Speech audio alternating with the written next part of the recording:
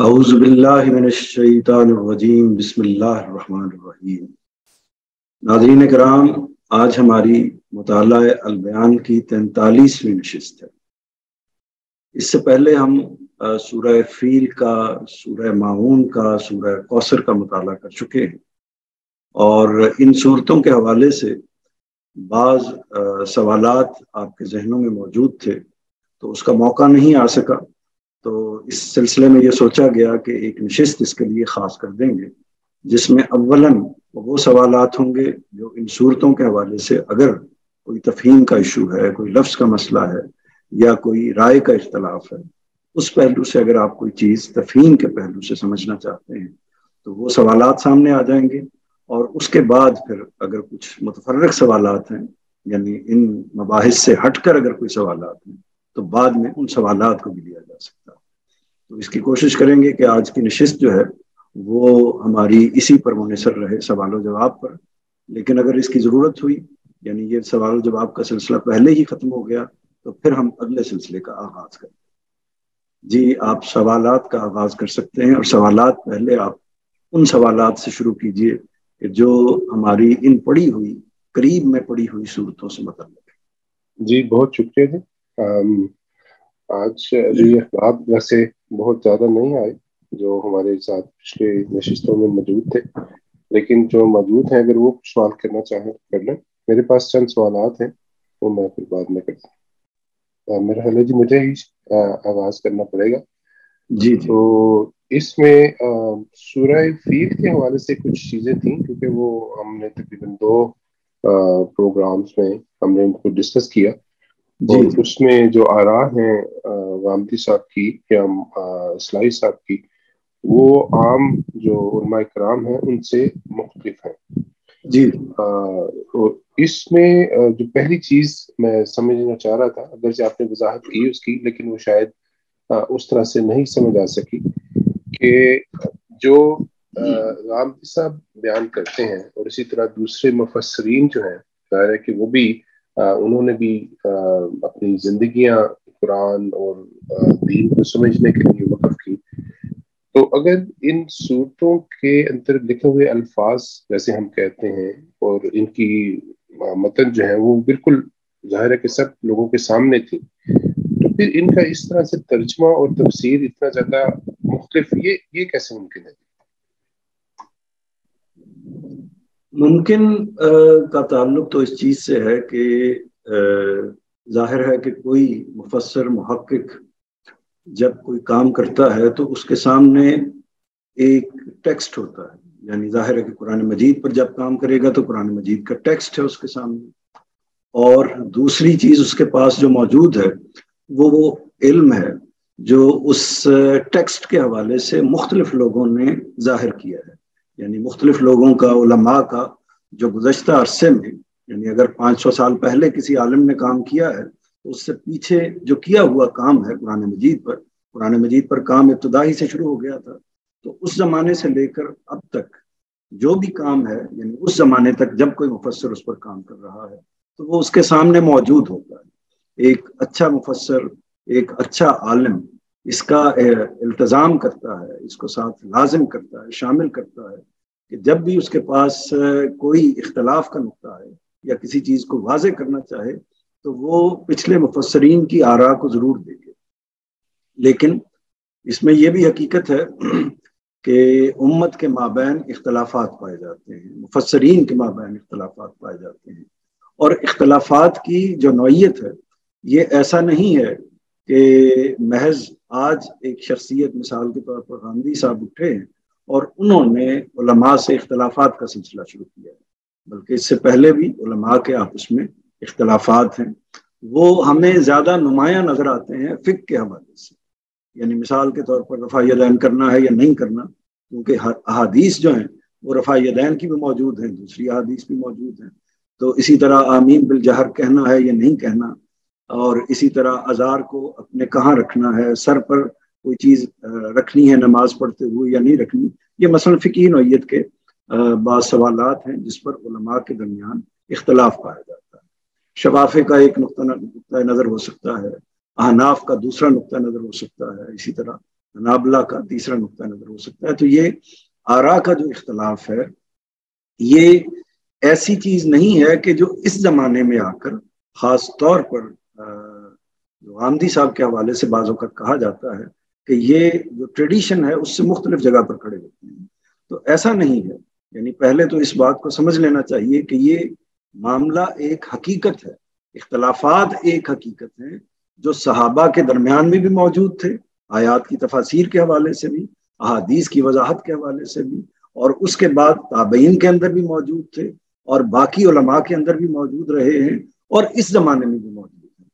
तो इस जमाने में जरा नुमाया इस वजह से हो गए हैं कि एक पिछले कुछ अरसे में तकलीद की एक जो सूरत पैदा हो गई है, यानी जो हमने किसी साहिब इल्म से या अपने मकतब फिक्र के साहिब इल्म से सुन लिया है, अब वही हतमी है, वही बरहक है, उसको हम बरहक सच और अल्लाह ताला की बात की सही ताबीर मानना शुरू कर देते हैं। उसका नतीजा ये निकलता है कि कोई दूसरी बात या मुख्तलिफ बात हमें महसूस होती है तो उस पर इश्काल या सवाल पैदा हो जाता है। तो ये एक तो पहले मैंने आपको पस मंजर बात बता दिया, ये वजाहत कर दी कि जो भी इख्तलाफात की नौयत है, खा वो अहादीस के मामले में हो, खा वो फ़िक़्ह के मामले में हो, खा वो कुरान मजीद के मामले में हो, तमाम के तमाम इख्तलाफात अगर वो मबनी बर इल्म है तो इसका मतलब ये है कि वो कंसिडरेबल है, उनको देखना चाहिए, उनको समझना चाहिए। तो अब जो भी उलमा इख्तलाफ करते वो किस बुनियाद पर इख्तलाफ करते हैं? वो जाहिर है कि उस टेक्स्ट की बुनियाद पर इख्तलाफ करते हैं जो उनके सामने पड़ा होता है, या उस टेक्स्ट के हवाले से कुछ और इंफॉर्मेशन अगर खारिज में पड़ी हुई है, जैसा कि मिसाल के तौर पर कुरान मजीद की तफसीर के हवाले से ये बयान होता है कि फलां हदीस या फलां रिवायत कुरान मजीद की फलां आयत की तफसीर कर रही है या शान नज़ूल को बयान कर रही है, ये भी बयान होता है। तो बाज़ औक़ात उलमा वो खारिज में पड़ी हुई चीज़ को तरजीह दे देते हैं और तरजीह दे के फिर उस राय को इख्तियार कर लेते हैं। इसी तरह उलमा बाज़ औक़ात ज़ुबान के जो मुख्तलिफ मामलात हैं उस बुनियाद पर एक राय कायम कर लेते हैं और उस बुनियाद पर बाज़ औक़ात दूसरी राय कायम कर लेते हैं। तो उसमें जो मदरसा फराही का नुक्ता नज़र है सूरह फील के हवाले से, इसी तरह सूरह कौसर के हवाले से भी मैंने आपको बयान किया कि उसमें भी इख्तलाफ पाया जाता है। तो इन दोनों जगहों पर जो इख्तलाफात पाए जाते हैं तो इनका इख्तलाफ इल्मी और फनी नौयत का,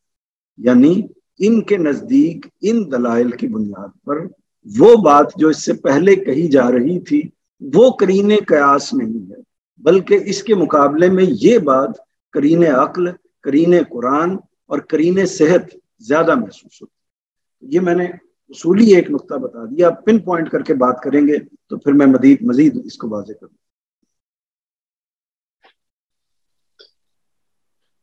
जी, ये बात आपने पहले भी अपनी उसमें बताई कि ये इख्तलाफ तो हो सकता है, लेकिन जो इस तरह का इख्तलाफ है अहादीस में तो हमें समझ आता है कि अहादीस जब तक लोगों तक पहुंची हैं और उसमें मुख्तलिफ हम उनको देख सकते हैं कि क्या वो मुख्तलिफ जो उनके असूल वज़ा किए गए, लेकिन जब ये कुरान की आयात हैं और हम जानते हैं कि सब उलमाए कराम इसी तरह से कुरान को समझते रहे हैं, और अभी जो आप कह रहे हैं कि उनके सामने जो उनका इल्म था उस वक्त और वो अगर इल्म तरक्की करता जाता है तो इस तरह से क्या इसका मतलब ये है कि कुरान की वजाहतें या कुरान के अहकामात जो हैं उनको मतलब हर जमाने में अलग से उसकी तफसीर होती रहेगी? क्योंकि इसमें इसी को मैं साथ ऐड कर दूं, क्योंकि हम ये भी जानते हैं कि कुरान की जो आयात हैं उनको हम उलमा इकराम ही ये बयान करते हैं कि कुछ मुहकमात हैं आयात और कुछ मुतशाबिहात हैं। एक तो इसका मतलब कुछ आम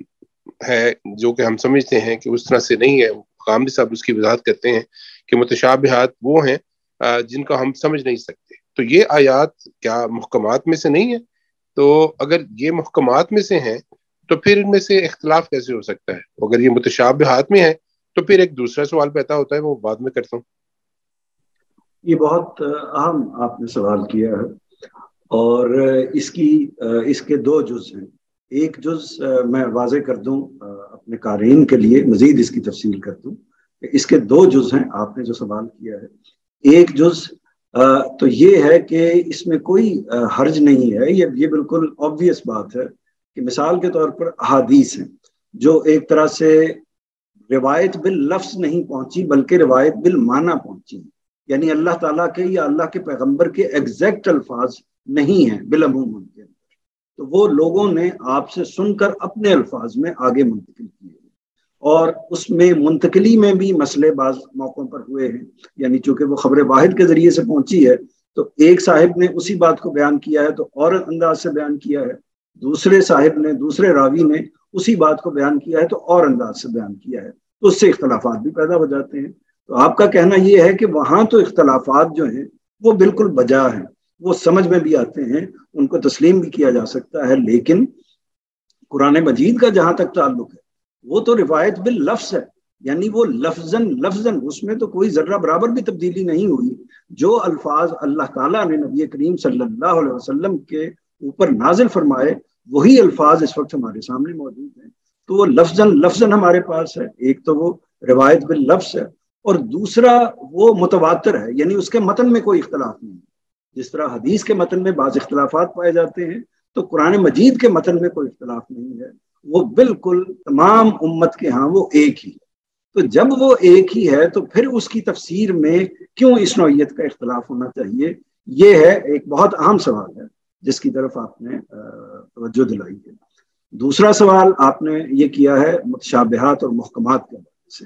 کہ یہ چیزیں جو ہیں یہ اگر ہم اس کو تقسیم کریں تو اس کو پھر محکمات میں رکھنا چاہیے، متشابہات میں رکھنا چاہیے، کس چیز پر رکھنا چاہیے؟ مثلا سورہ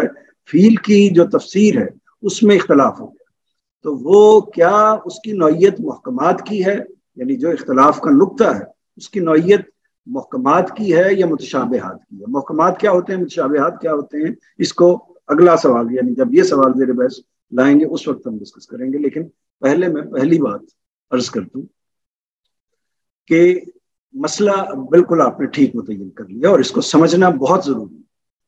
مسئلہ یہ ہے کہ ایک جملہ ہے، قرآن مجید کی آیت ایک جملہ، اس جملے کے اندر کچھ الفاظ پائے جاتے ہیں، ان الفاظ کا معنی ہم نے نمبر 1 طے کرنا ہے، پہلی بات۔ دوسری بات یہ طے کرنی ہے کہ وہ اس سیاق و سباق کے اندر وہ کیا معنی سماتا ہے یا نہیں سماتا، سیاق و سباق اس معنی کو قبول کرتا ہے یا نہیں کرتا، دوسرا معاملہ۔ تیسرا معاملہ یہ ہے کہ پوری کتاب بحیثیت مجموعی قرآن مجید اس معنی کو یا اس بات کو ایکسپٹ کرتا ہے یا نہیں کرتا۔ تو یہ جو بھی مفسر ہوگا وہ اسی جگہ سے بیٹھ کر دیکھے۔ اب ہوتا کیا ہے؟ ہوتا یہ ہے کہ جب کوئی مفسر بیٹھتا ہے تو وہ ظاہر ہے کہ وہ عرب کے مفسرین بھی ہیں اور موجودہ زمانے کے مفسرین بھی ہیں، یعنی قدیم زمانے کے بھی جو خود عربی کو جانتے ہیں وہ مفسرین بھی ہیں، اور جو وہ مفسرین بھی ہیں جن کی عربک لینگویج سیکنڈ لینگویج ہے، فرسٹ لینگویج نہیں ہے۔ تو ان دونوں کے طرح کے لوگ جب اس پر کام کرتے ہیں تو ان کے سامنے اس لفظ کا مطلب آتا ہے، مطلب آتا ہے، یعنی مثال کے طور پر وہ مطلب لغت میں لکھا ہوتا ہے، وہ مطلب جب وہ عربی کو پڑھتے ہیں اس کے اندر ان کو مطلب معلوم ہو جاتا ہے کہ یہ اس کا ایک طرح سے براہ راست مطلب ہے، اور یہ اس کا مختلف جو مطالب ہیں، یعنی آپ جب ڈکشنری کھولتے ہیں تو ڈکشنری کے اندر ایک لفظ کے 4-5 مفاہیم لکھے ہوتے ہیں، وہ جو ظاہر ہے کہ اس کے مختلف استعمالات ہوتے ہیں۔ جب آپ جملے میں اس لفظ کو آپ ان میں سے ہر لفظ کو استعمال نہیں کر سکتے، ایک ہی اس کا معنی ہوتا ہے جو جملہ قبول کرتا ہے، اس کو آپ لیتے ہیں اور اس کا ترجمے کے نیچے رکھ دیتے ہیں جب بھی کسی دوسری زبان کو آپ سمجھنے کی کوشش کرتے ہیں۔ تو یہی معاملہ علماء کے ساتھ پیش آتا ہے۔ اچھا، اب علماء جب یہ کام کرتے ہیں تو ان کے پاس لفظ کے مفاہیم کے حوالے سے اس کے مختلف استعمالات سامنے آتے ہیں۔ اچھا، جب استعمالات سامنے آ گئے تو انتخاب کس نے کرنا ہے، یعنی مثلا 3 استعمالات سامنے آ گئے تو انتخاب کس نے کرنا ہے؟ انتخاب کرنا ہے اس عالم نے۔ اگر ایک انتخاب کیا جائے گا تو ایک نتیجہ نکل آئے گا،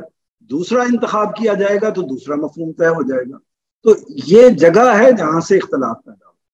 اچھا، بعض اوقات مفہوم بھی متعین ہو جاتا ہے، معنی بھی ایک ہی ہوتا ہے، لیکن اطلاق کرتے ہوئے فرق آ جاتا، مثلا معنی تو ایک طے ہو گیا، لیکن اطلاق کرتے ہوئے یہ ہو گیا کہ یہ حکم تو صرف اللہ کے رسول کے لیے ہے، یعنی بات تو اس کی مفہوم تو اس کا یہی ہے کہ گھروں میں ٹک کر رہو اے بیویو، اور لیکن یہ کیا پوری انسانیت کے لیے ہے، پورے مسلمانوں کے لیے ہے، یا صرف نبی کریم صلی اللہ علیہ وسلم کی ازواج کے لیے ہے؟ تو یہ اس طرح کی مختلف چیزیں ہیں کہ پہلا مرحلہ لفظ کے معنی کا تعین ہوتا ہے،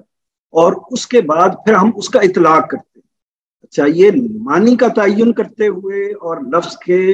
جو مطالب ہیں ان کا اطلاق کرتے ہوئے، ان کی اپلیکیشن کرتے ہوئے، پھر ہم کیا کرتے ہیں؟ جو بھی مفسر ہوگا وہ یہ کرے گا کہ پھر وہ پورے ذخیرے کو دیکھے گا، دین کے پورے ذخیرے کو، جس میں سب سے پہلے وہ قرآن مجید کو دیکھے گا، یعنی وہ یہ دیکھے گا کہ قرآن مجید کے اندر یہ لفظ جو ہے یہ باقی جگہوں پر بھی استعمال ہوا ہے تو کن معنی میں استعمال ہوا۔ اسی طرح اسی طرح اگر احادیث کے اندر نبی کریم صلی اللہ علیہ وسلم نے اس لفظ کو کہیں استعمال کیا ہے یا اس بات کو کہیں بیان کیا ہے تو کس معنی میں استعمال کیا ہے، اس میں بھی جب ہم تحقیق کریں گے تو اختلاف ہو جائے گا۔ یعنی مثال کے طور پر قرآن، اچھا ایک اور چیز جو درمیان میں مس ہوگی جس کو وہ یہ ہے کہ لفظ کا ایک مجازی استعمال ہوتا ہے، ایک حقیقی استعمال ہوتا ہے۔ اس پر پہلے ہم گفتگو کر چکے ہوئے ہیں۔ مجازی استعمال یہ ہوتا ہے کہ لفظ اپنے حقیقی معنی میں نہیں ہے، یعنی بیٹے کو ہم جب چاند کہتے ہیں تو وہ چاند نہیں ہوتا بلکہ بیٹا ہوتا ہے، یہ اس کا مجازی استعمال ہے۔ لیکن بیٹے کو جب بیٹے ہی کے معنوں میں استعمال کیا جائے یا چاند کو چاند ہی کے معنوں میں استعمال کیا جائے تو وہ اس کا حقیقی مفہوم ہوتا ہے۔ تو یہ مجاز اور حقیقت کا فرق ہے۔ اچھا، ایک مفسر ایک جگہ پر اس کا معنی حقیقی لے لے گا اور دوسرا مفسر اس کا معنی مجازی لے لے گا، تو اس سے فرق پڑ جائے گا۔ تو یہ اختلافات ہیں، یہ اختلافات کی وجوہات ہیں، اور بھی کئی وجوہات ہو سکتی ہیں، لیکن جو نمایاں قابل تفہیم ہو سکتی تھی وہ میں نے آپ کے سامنے رکھی ہے۔ اچھا، اس میں پھر یہ ہوتا ہے آگے کہ جب کوئی بھی مفسر، کوئی بھی محقق بات کرتا ہے تو وہ دلیل دیتا ہے کہ اس دلیل کی بنیاد پر اس کا معنی یہ ہے۔ وہ دلیل لفظ میں بھی ہوتی ہے، وہ دلیل خارج میں بھی ہوتی ہے، وہ دلیل اس کے اندر قرآن مجید کے بحثیت مجموعی عرف کے اندر بھی ہوتی ہے۔ یہ تمام دلائل دینے کے بعد وہ اپنی تحقیق کو، اپنی رائے کو سامنے رکھتا ہے۔ اس رائے کے اوپر جب کوئی دوسرا مفسر یہ کہتا ہے کہ یہ جو رائے ہے یہ درست نہیں، تو پھر وہ اس کو مجرد یہ کہہ کے وہ صرف نظر نہیں کر سکتا، یا مجرد یہ کہہ کے سٹینڈ نہیں کر سکتا علم کی دنیا میں کہ جی میں کہتا ہوں کہ یہ رائے درست نہیں، اس بنیاد پر وہ سٹینڈ نہیں کر سکتا، بلکہ اس کے لیے لازم ہے کہ اس کو ان دلائل کی تردید کرنی ہوگی جو پہلے دلائل موجود ہیں۔ اس کو میں دو مثالوں سے آپ کو واضح کر دیتا ہوں۔ ایک اسی کی مثال لے لیتے ہیں جو سورہ فیل کی مثال ہے۔ مثال کے طور پر یہاں لفظ استعمال ہوا ہے، ترمیم کا لفظ استعمال ہوا ہے، اور اس کے ساتھ ابابیل کا لفظ بھی استعمال ہوا ہے۔ تو جو پورا جملے کی کنسٹرکشن ہے، اس پر ہم نے کچھ بات بھی کی تھی، پورے جملے کی جو کنسٹرکشن ہے، تالیف ہے، وہ اس کی گنجائش دیتی ہے کہ یہ ترمیم یعنی پتھر مارنا، یہ ترمیم جو ہے وہ دونوں کے لیے استعمال ہو سکے،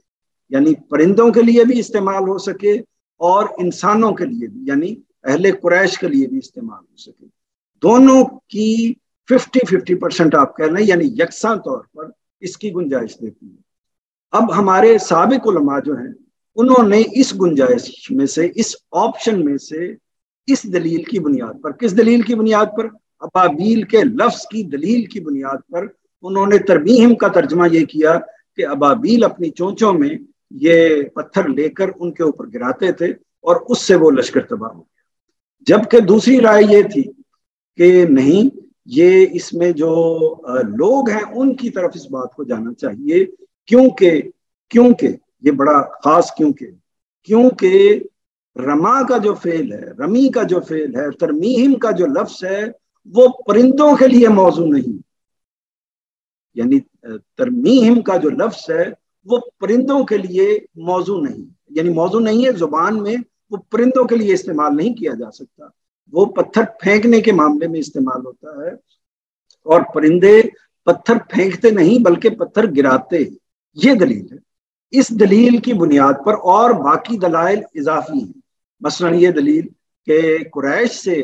یہ جو ان کی پوری تاریخ پہلے بھی موجود رہی ہے، بعد میں بھی موجود رہی ہے، وہ پوری کی پوری تاریخ اس پر شاہد ہے، گواہ ہے کہ ان کے بارے میں یہ تصور نہیں کیا جا سکتا کہ وہ لوگ چھپ کر کہیں بیٹھتے ہیں، یعنی وہ ان کی بہادری کی جو داستانیں ہیں، جس طریقے سے وہ جنگ کرتے ہیں، تو وہ مقابلے پر آنے والے لوگ ہیں، تو وہ چھپ کر بیٹھنے والے لوگ نہیں ہیں، اور وہ جگہ کون سی ہے؟ وہ اللہ کا گھر ہے، جو ان کے لیے سب سے بڑھ کر عزیز تھا، اس وقت بھی سب سے بڑھ کر عزیز تھا۔ تو یہ صورتحال ہے کہ یہ تائیدی دلیل اس کے اندر، بنیادی دلیل وہ ہے، تائیدی چیز یہ حاصل ہوگی اس کو، جو غامدی صاحب کا نقطہ نظر ہے۔ تو یہ دو دلائل آپ کے سامنے آ گئے، ایک وہ دلیل آ گئی کہ ترمیہم کو ابابیل سے متصل کیا، اور دوسری دلیل آئی کہ ترمیہم کو متصل کیا افراد کے ساتھ، اور دلیل یہ دی کہ لفظ جو ہے عربی زبان کے اندر یہ زیادہ مناسب ہے کہ اس کے ساتھ استعمال ہو۔ لہٰذا اب آپ کے سامنے، میرے سامنے یہ دونوں باتیں آ گئی۔ اب اگلی بات، میرے اور آپ کے سامنے یہ دونوں باتیں آ گئی، دونوں تفاسیر آ گئی، تو ہم نے کس بیس پر فیصلہ کرنا ہے؟ ان دلائل کی بنیاد پر فیصلہ کرنا ہے، یعنی یہ دلائل بھی آ گئے اور یہ دلائل بھی آ گئے، میرا دل، میری عقل، میرا ذہن کس چیز پر مطمئن ہوتا ہے، میں اس کے لیے جواب دہ ہوں، اور اسی کے حوالے سے مجھ سے سوال بھی پوچھا جائے گا۔ میرا دل اگر پہلی تفسیر پر مطمئن ہے تو مجھے اس کو اختیار کرنا چاہیے، اور اگر دوسری تفسیر پر مطمئن ہے تو اس کو اختیار کرنا چاہیے۔ ایک اور میں تفہیم مدعا کے لیے مثال آپ کو دے رہا تھا، شاید پہلے بھی دی تھی، وہ لفظ رویا کی مثال، یعنی قرآن مجید میں لفظ رویا استعمال ہوا ہے، جو پوری عربی زبان کے اندر خواب کے لیے مستعمل، بالعموم یعنی بلکہ ہمیشہ کے طور پر یہ خواب کے لیے استعمال ہوتا ہے، لیکن یہ خواب کا لفظ بعض اوقات مجازی معنی میں بھی آ جاتا ہے۔ مثال کے طور پر شاعر مشرق نے پاکستان کا خواب دیکھا، اب جب شاعر مشرق نے پاکستان کا خواب دیکھا تو یہ اس کا حقیقی مفہوم نہیں ہے، بلکہ یہ شخص تو ہمیشہ اپنے خوابوں میں جیتا ہے، تو یہ مطلب بھی یہاں بھی وہ خواب نہیں ہوتے جو رات کو ہم سوتے ہیں تو اس وقت ہمیں خواب آتے ہیں، تو اب یہ معنی بھی ہو گیا۔ لیکن شاعر مشرق نے پاکستان کا خواب دیکھا، اس کے دو معنی ہو سکتے ہیں، ایک معنی مجازی ہو سکتا ہے کہ شاعر مشرق نے سوچا پاکستان کے بارے میں اور اس کا تصور پیش کیا، دوسرا معنی یہ ہو سکتا ہے کہ شاعر مشرق ایک رات سوئے اور انہوں نے خواب میں دیکھا کہ ایک ملک تشکیل پا رہا ہے جس کی یہ سرحدیں ہیں وغیرہ وغیرہ، تو یہ دوسری تعویل ہو سکتی ہے۔ دونوں مطلب ہو سکتے ہیں اس جملے کے، ایک جو مفسر ہے وہ ایک مطلب لے سکتا ہے، دوسرا مفسر دوسرا مطلب لے سکتا ہے۔ فیصلہ کس بنیاد پر ہوگا؟ وہ اپنے دلائل دے گا، وہ اپنے دلائل دے گا۔ تو فیصلہ کس بنیاد پر ہوگا؟ یعنی ان قرائن کی بنیاد پر، جملے کے سٹرکچر کی بنیاد پر، جملے کے اندر جو بات بیان ہوئی ہے اس کی بنیاد پر۔ پھر اقبال کی جو باقی تفصیلات ہیں، جیسے انہوں نے الہ آباد میں خطبہ دیا جس کے اندر انہوں نے ملک کا، ایک پاکستان کا نقشہ پیش کیا، اس سب کچھ کو ریلیٹ کیا جائے گا۔ تو یہ ساری چیزیں ملا کر اضافی دلائل کی بنیاد پر یہ فیصلہ کیا جائے گا کہ یہاں خواب کا لفظ حقیقی معنوں میں استعمال ہوا ہے یا مجازی معنوں میں استعمال ہوا ہے۔ قرآن مجید میں بات تھوڑی سی لمبی ہو گئی ہے لیکن یہ نقطہ سمجھنا ضروری ہے۔ قرآن مجید میں مثال کے طور پر توفا کا لفظ استعمال ہوا، یعنی حضرت مسیح کے حوالے سے یہ لفظ استعمال ہوا ہے کہ اللہ تعالیٰ نے ان کو وفات دی۔ وفات کا مطلب عربی زبان کے اندر اسٹیبلش ہے کہ اس کا مطلب ہے موت دینا، لیکن ایک سوال پیدا ہوا کہ اگر موت ہو گئی تو پھر کیا ان کو دوبارہ زندہ کر کے اللہ تعالیٰ، جیسا کہ احادیث میں بیان ہوا ہے، زمین پر نازل فرمائیں گے؟ تو یہ سوال پیدا ہو گیا۔ تو اس سوال کے دو جواب ہو سکتے ہیں، ایک جواب یہ تھا کہ نہیں، وہ وفات ہی ہوئی ہے اور وہ اللہ کے پاس مستقل چلے گئے۔ ایک جواب یہ ہو سکتا تھا کہ توفا کا مطلب، وفات کا مطلب وفات ہی ہے، یعنی موت کے منہ میں چلے جانا۔ دوسرا اس کا مطلب یہ ہو سکتا تھا کہ توفا کا مطلب اصل میں اس کا بالکل لغوی مفہوم اگر لغت کھول کے دیکھیں تو اس کا مطلب یہ ہے کہ سمیٹ لینا، یعنی اپنی تحویل میں لے لینا، اپنی اس کے اندر اپنی کیپیسٹی کے اندر لے لینا، اپنے حصار میں کسی چیز کو لے لینا، اس کا لفظی مطلب یہ بھی ہے، یا ایک طرح سے لغوی مفہوم اس کا یہ ہے۔ تو مفسرین نے کیا کہا؟ مفسرین نے یہ کہا کہ یہاں ہم وہ مفہوم نہیں لیں گے، وفات کا مفہوم نہیں لیں گے، اور وفات کی بجائے ہم مفہوم لیں گے یہاں پر وہ والا سمیٹ لینے کا۔ تو چنانچہ اللہ تعالیٰ نے ان کو زندہ سمیٹ لیا، اور پھر جب قیامت کے قریب وہ ان کو اللہ تعالیٰ دوبارہ نازل کرے گا۔ تو بڑا عظیم اختلاف ہو گیا۔ ایک کا نتیجہ یہ نکلتا ہے کہ حضرت مسیح علیہ السلام وفات پا گئے ہیں، اور جس طرح باقی انسان وفات پا جاتے ہیں اسی طرح وہ بھی وفات پا گئے ہیں۔ دوسرے کا نتیجہ یہ نکلتا ہے کہ حضرت مسیح علیہ السلام زندہ ہیں۔ تو یہ مسئلہ کہاں پیدا ہوا؟ لفظ توفا کی تعویل میں یہ مسئلہ پیدا ہوا۔ اچھا، جو ایک طرح کے مفسرین ہیں، یعنی بعد میں مثال کے طور پر غامدی صاحب کی رائے کیا ہے؟ ان کی رائے یہ ہے کہ یہ قرآن مجید میں جہاں بھی بیسیوں جگہ پر توفا استعمال ہوا ہے، ایک جگہ پر بھی اس معنی میں استعمال نہیں ہوا جس معنی میں اس کو سمیٹ لینے کے مفہوم میں لیا جائے۔ ہر جگہ پر یہ موت کے معنی میں استعمال ہوا ہے، تو اور باقی عربی زبان کے اندر بھی یہ اسی معنی میں استعمال ہوتا ہے، سوائے لیکن جہاں دوسرے معنی میں آتا ہے، نیند کے معنی میں یا کسی اور کے معنی میں، تو وہ اس کا مجازی مفہوم ہوتا ہے اور اس کے لیے قرینہ ساتھ موجود ہوتا ہے۔ تو جب وہ ایک خاص طریقے سے آتا ہے تو اس کا معنی موت ہوتا ہے۔ تو یہ مختلف دلائل ہیں، اس وقت میرے بحث نہیں ہے۔ ایک اور مختصر مثال صرف اشارہ کرتا ہوں، رویا کا لفظ ہے، جیسے کہ میں نے پہلے عرض کیا کہ رویا کا لفظ جو ہے اس کا معنی خواب بھی ہے، اور اس کا معنی یعنی براہ راست ایک طرح سے دیکھنے کی، یعنی دیکھنے کے معنوں میں، رویت کے معنوں میں بھی آ جاتا ہے، یعنی جیسے اس کا حقیقی معنی ہو گیا اور اس کا مجازی معنی ہو گیا۔ تو جب وہ آ جاتا ہے تو یہاں جو قرآن مجید میں معراج کے واقعے کے حوالے سے رویا کا لفظ ہے، تو وہ رویا کا لفظ کیا وہ اس معنی میں ہے کہ جس میں نبی کریم صلی اللہ علیہ وسلم نے اپنی جو روحانی نظریں ہیں ان سے اس واقعے کا مشاہدہ کیا ہے، اس معنی میں آیا ہے، یا اس معنی میں آیا ہے کہ آپ نے اپنی ظاہری آنکھوں کے ساتھ اس واقعے کا مشاہدہ کیا؟ تو اس میں دو رائے ہو گئی ہیں۔ جنہوں نے رویا کا مطلب یہ لیا ہے وہ اس سے روحانی مفہوم لیتے ہیں، جنہوں نے رویا کا مطلب وہ لیا ہے اس سے وہ جسمانی مفہوم مراد لیتے ہیں۔ تو یہ اختلافات پیدا ہوتے ہیں، یہ اختلافات ہمارے سامنے آتے ہیں، اور ان میں سے بیشتر کا تعلق اس چیز سے نہیں ہوتا کہ اس پر ہمارے ایمان کا عقیدے کا انحصار ہوتا ہے۔ بیشتر جس پر آپ کا دل مطمئن ہے آپ اس کو اختیار کیجئے اور اسی کے لیے آپ جواب دیں، اسی کے لیے مکلف۔ تفصیل زیادہ ہو گئی، لیکن میرا خیال یہ تھا کہ یہ نقطہ ایسا ہے کہ اور یہ موقع ایسا ہے کہ اس کو سمجھا دیں۔ جی بہت شکریہ۔ میں بس چاہ رہا ہوں کہ کچھ اور دوستوں نے شرکت کی ہے ابھی، اگر وہ کچھ سوال کرنا چاہیں۔ وہ محکمات اور متشابہات والا وہ بھی اہم سوال ہے، اس کا جواب دینا ہے، لیکن کوئی اور سوال؟ جی سر، السلام علیکم۔ جی وعلیکم سر میں نے بھی آپ سے 2 سوال پوچھنے ہیں، اگر وقت ہے تو۔ وہ اگر اس بحث سے متعلق ہیں تو یعنی جی جو ہم اس وقت کر رہے ہیں سورہ فیل کے حوالے سے اس سے متعلق ہیں تو ٹھیک ہے، نہیں تو پھر ان کو بعد میں رکھیے گا۔ چلیں ٹھیک ہے، اس سے متعلق سورہ فیل سے نہیں ہے تو پھر آخر میں سیشن کے بعد ہم کر لیں۔ چلیں ٹھیک۔ بہت شکریہ۔ یہ منظور صاحب، یہ بہت معذرت کے ساتھ کہ بھی آپ نے جو بہت زیادہ مثالوں کے ساتھ چیزیں واضح کی، اس میں ظاہر ہے کہ مختلف علماء کرام سے جب آپ ان کی تفاسیر کو پڑھتے ہیں یا ان کے دروس میں بیٹھتے ہیں تو یہ معاملات جب اس طرح سے پن پوائنٹ کر کے ہم ایک آیت کا حوالہ دے کے اور ایک لفظ کا حوالہ دے کے جب گفتگو کر رہے ہوتے ہیں، اور یہ چیز ظاہر ہے کہ ہم یہاں پہ اس چیزوں کو سمجھنے کے لیے بیٹھے ہیں، تو اس میں اختلاف بھی ہوگا، اور آپ نے جیسے بھی ذکر بھی کیا کہ اس میں آراء کا اختلاف جو ہے اس کا کوئی آپ کی عقیدے سے معاملہ نہیں ہے یا آپ کے اس طرح سے اعمال کے اوپر کوئی اثر نہیں ڈال رہا۔ تو لیکن کیونکہ یہ اللہ تعالیٰ کے الفاظ ہیں جن کی وضاحت درکار ہے اور جو اسی کو ہم سمجھنے کے لیے یہاں پہ اکٹھے ہوتے ہیں، تو جو آپ نے مثالیں دی، ظاہر ہے میں ان مثالوں میں نہیں جاتا، لیکن ان مثالوں کا یا ان الفاظ کا اپنا ایک مقام ہوتا ہے یا ایک کرینہ ہوتا ہے جس کے اندر ہم دیکھتے ہیں اور مختلف علماء کرام اس کو دیکھتے ہیں۔ اب اسی کے اوپر اگر ہم بات کریں تو آپ نے بات کی ترمیہم کی بات۔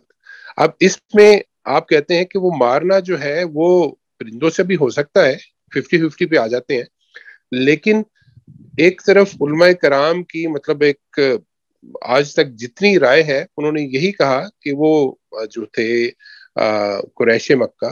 وہ چلے گئے اور وہاں سے انہوں نے مقابلہ کیا اور انہوں نے پتھر پھینکے اور اس کے نتیجے میں وہ ابرہہ کا جو اتنا بڑا لشکر جو کہ کبھی ایسا نہیں ہوا کہ کعبے کو ڈھانے کے لیے آ گئے وہ آئے تو اللہ تعالیٰ نے ان کی مدد فرمائی. اب اللہ تعالیٰ نے مدد فرمائی تو اس مدد سے آگے ہم اور پن پوائنٹ کر رہے ہیں کہ ایک عام رائے یہ ہے کہ مدد اس طرح سے ہوئی کہ وہ جو پرندے آئے تھے انہوں نے ایک کنکر پھینکے اور وہ کنکر گئے اور انہوں نے ان کا بھس بنا دیا. یہ عام ایک رائے ہے اور آپ اس میں کہتے ہیں کہ یہ 50-50 کی جگہ پہ آ جاتا ہے. اب یہاں پہ 50-50 الفاظ کی طرف سے نہیں جا رہا, میں اس کو دوسری طرف سے کہہ رہا ہوں. سوال میرا یہ ہے کہ اس وقت عام حالات نہیں ہے, الفاظ جو ہم جس کے اوپر آپ فرما رہے ہیں یا ظاہر کہ استاد نے بات کی, اصلاحی صاحب نے بات کی, تو ان کا کہنا یہ ہے کہ کیونکہ الفاظ اس کی معنی اس کی اجازت نہیں دیتے, یہ عام طور پہ نہیں ہوتا, تو اس دلیل سے آپ ان کا مطلب جو ہے وہ قریش مکہ کی بجائے پرندوں کی طرف چلا گیا. سوال یہ والا ہے کہ جب اللہ تعالیٰ کی مدد آئے گی تو اللہ تعالیٰ کی مدد کے لیے کیا یہ ضروری ہے کہ کفار وہ پتھر پھینکیں اور انہی سے ان کا بھس بنے؟ اللہ تعالیٰ الفاظ کے اندر رہ کے تو نہیں اپنی مدد فرمائیں گے. اللہ تعالیٰ کی مدد تو ان کنکر سے بھی ان کو بھس بنا سکتی ہے نا. اگر یہ فرق نہیں آ سکتا اور ایک علماء کی بڑی تعداد یہ مفہوم لے رہی ہے تو وہ جو 50% آج تک کبھی کسی نے نہیں مفہوم لیا, اس مفہوم کو اللہ تعالیٰ کے اس کلام کی وضاحت میں کیوں پیش کیا جا رہا ہے؟ اسی لیے یہ سوال اس سے متعلق ہے کہ یہ محکمات آیات ہیں. اگر یہ محکمات ہیں تو پھر اس کا مطلب مختلف کیوں کیا جا رہا ہے, جبکہ ایک مطلب کہنے کے مختلف جو علماء کرام ہیں, مطلب وہ جیسے آپ نے خود بھی فرمایا کہ وہ عربی کو جانتے ہیں, عربی دان ہیں, اور اس کے علاوہ کبھی کسی نے یہ رائے رکھی ہی نہیں. تو کیونکہ یہ الفاظ اس میں نہیں آ رہے یا اس کے مطابق نہیں بیٹھ رہے, تو اللہ تعالیٰ کی مدد جو ہے ہم اس کو کہہ رہے ہیں کہ نہیں یہ اسی طرح سے ہوگی کیونکہ الفاظ یہ نہیں مانتے. اس کی ذرا وضاحت کیجیے گا, اور اس میں متشابہات اور محکمات بھی آ جاتے ہیں. بہت شکریہ. متشابہات اور محکمات کو میں بعد میں واضح کرتا ہوں تاکہ وہ تھوڑی سی ایک اور نوعیت کی بحث ہے, وہ اس پہلے یہ نقطہ آپ کو واضح کرنے کی کوشش کرتا ہوں. پہلی بات تو یہ ہے, اس میں ایک بات بڑے غور سے سمجھ لینی چاہیے پورے علم کے حوالے سے, وہ یہ ہے کہ ہم میں اور دور نبوت میں ایک فرق ہے. دور نبوت میں اور بعد کے زمانے میں ایک فرق ہے. وہ فرق یہ ہے کہ دور نبوت میں اللہ کا رسول سامنے موجود ہے اور اس پر وحی بھی آ رہی ہے, اور دور نبوت کے بعد اللہ کا رسول سامنے موجود نہیں. یہ ایک عظیم الشان فرق ہے. دور نبوت میں کیا ہوتا تھا کہ صحابہ کے مابین جب کسی بھی نوعیت کا اختلاف ہوتا تھا, وہ تفسیر کا اختلاف ہو سکتا ہے, وہ کسی بات کو سمجھنے کا اختلاف ہو سکتا ہے, وہ اطلاق کا اختلاف ہو سکتا ہے, امپلیکیشن کا اختلاف ہو سکتا ہے, اسی طرح اسٹریٹجی کا اختلاف ہو سکتا ہے. جو بھی اختلاف صحابہ کے درمیان میں ہوتے تھے وہ فوراً اللہ کے رسول کے پاس حاضر ہوتے تھے. اللہ کے رسول ان کو فرماتے تھے کہ اللہ کا منشا یا اللہ کی بات اس میں یہ ہے, یہ نہیں. حدیث کی بے شمار روایتیں آپ کی انہی نبی کریم صلی اللہ علیہ وسلم کی انہی توضیحات تفصیلات پر مبنی ہیں. تو آپ فرماتے تھے جس سے وضاحت ہو جاتی تھی, کلیئرٹی آ جاتی تھی, اور جو خیال دوسرا پیدا ہوتا تھا یا جو اختلاف پیدا ہوتا تھا وہ رفع ہو جاتا تھا. اب کیا ہے؟ اب واقعہ یہ ہے کہ نبی کریم صلی اللہ علیہ وسلم موجود نہیں ہے. تمام کے تمام انسان ہیں, تمام انسانوں کی حیثیت برابر ہے, کوئی ان میں بڑا نہیں ہے, کوئی ان میں چھوٹا نہیں ہے. سب نے جو بات کرنی ہے دلیل کی بنیاد پر بات کرنی ہے. جو بھی علم کے اندر دلیل کی حیثیت ہوتی ہے اسی جگہ سے بات کرنی ہے. تو 100 لوگ ایک دلیل دیں تب بھی وہ ایک ہی دلیل ہے, اور ایک آدمی ایک دلیل دے تب بھی وہ ایک ہی دلیل ہے. فیصلہ اس دلیل کے بنیاد پر ہونا ہے.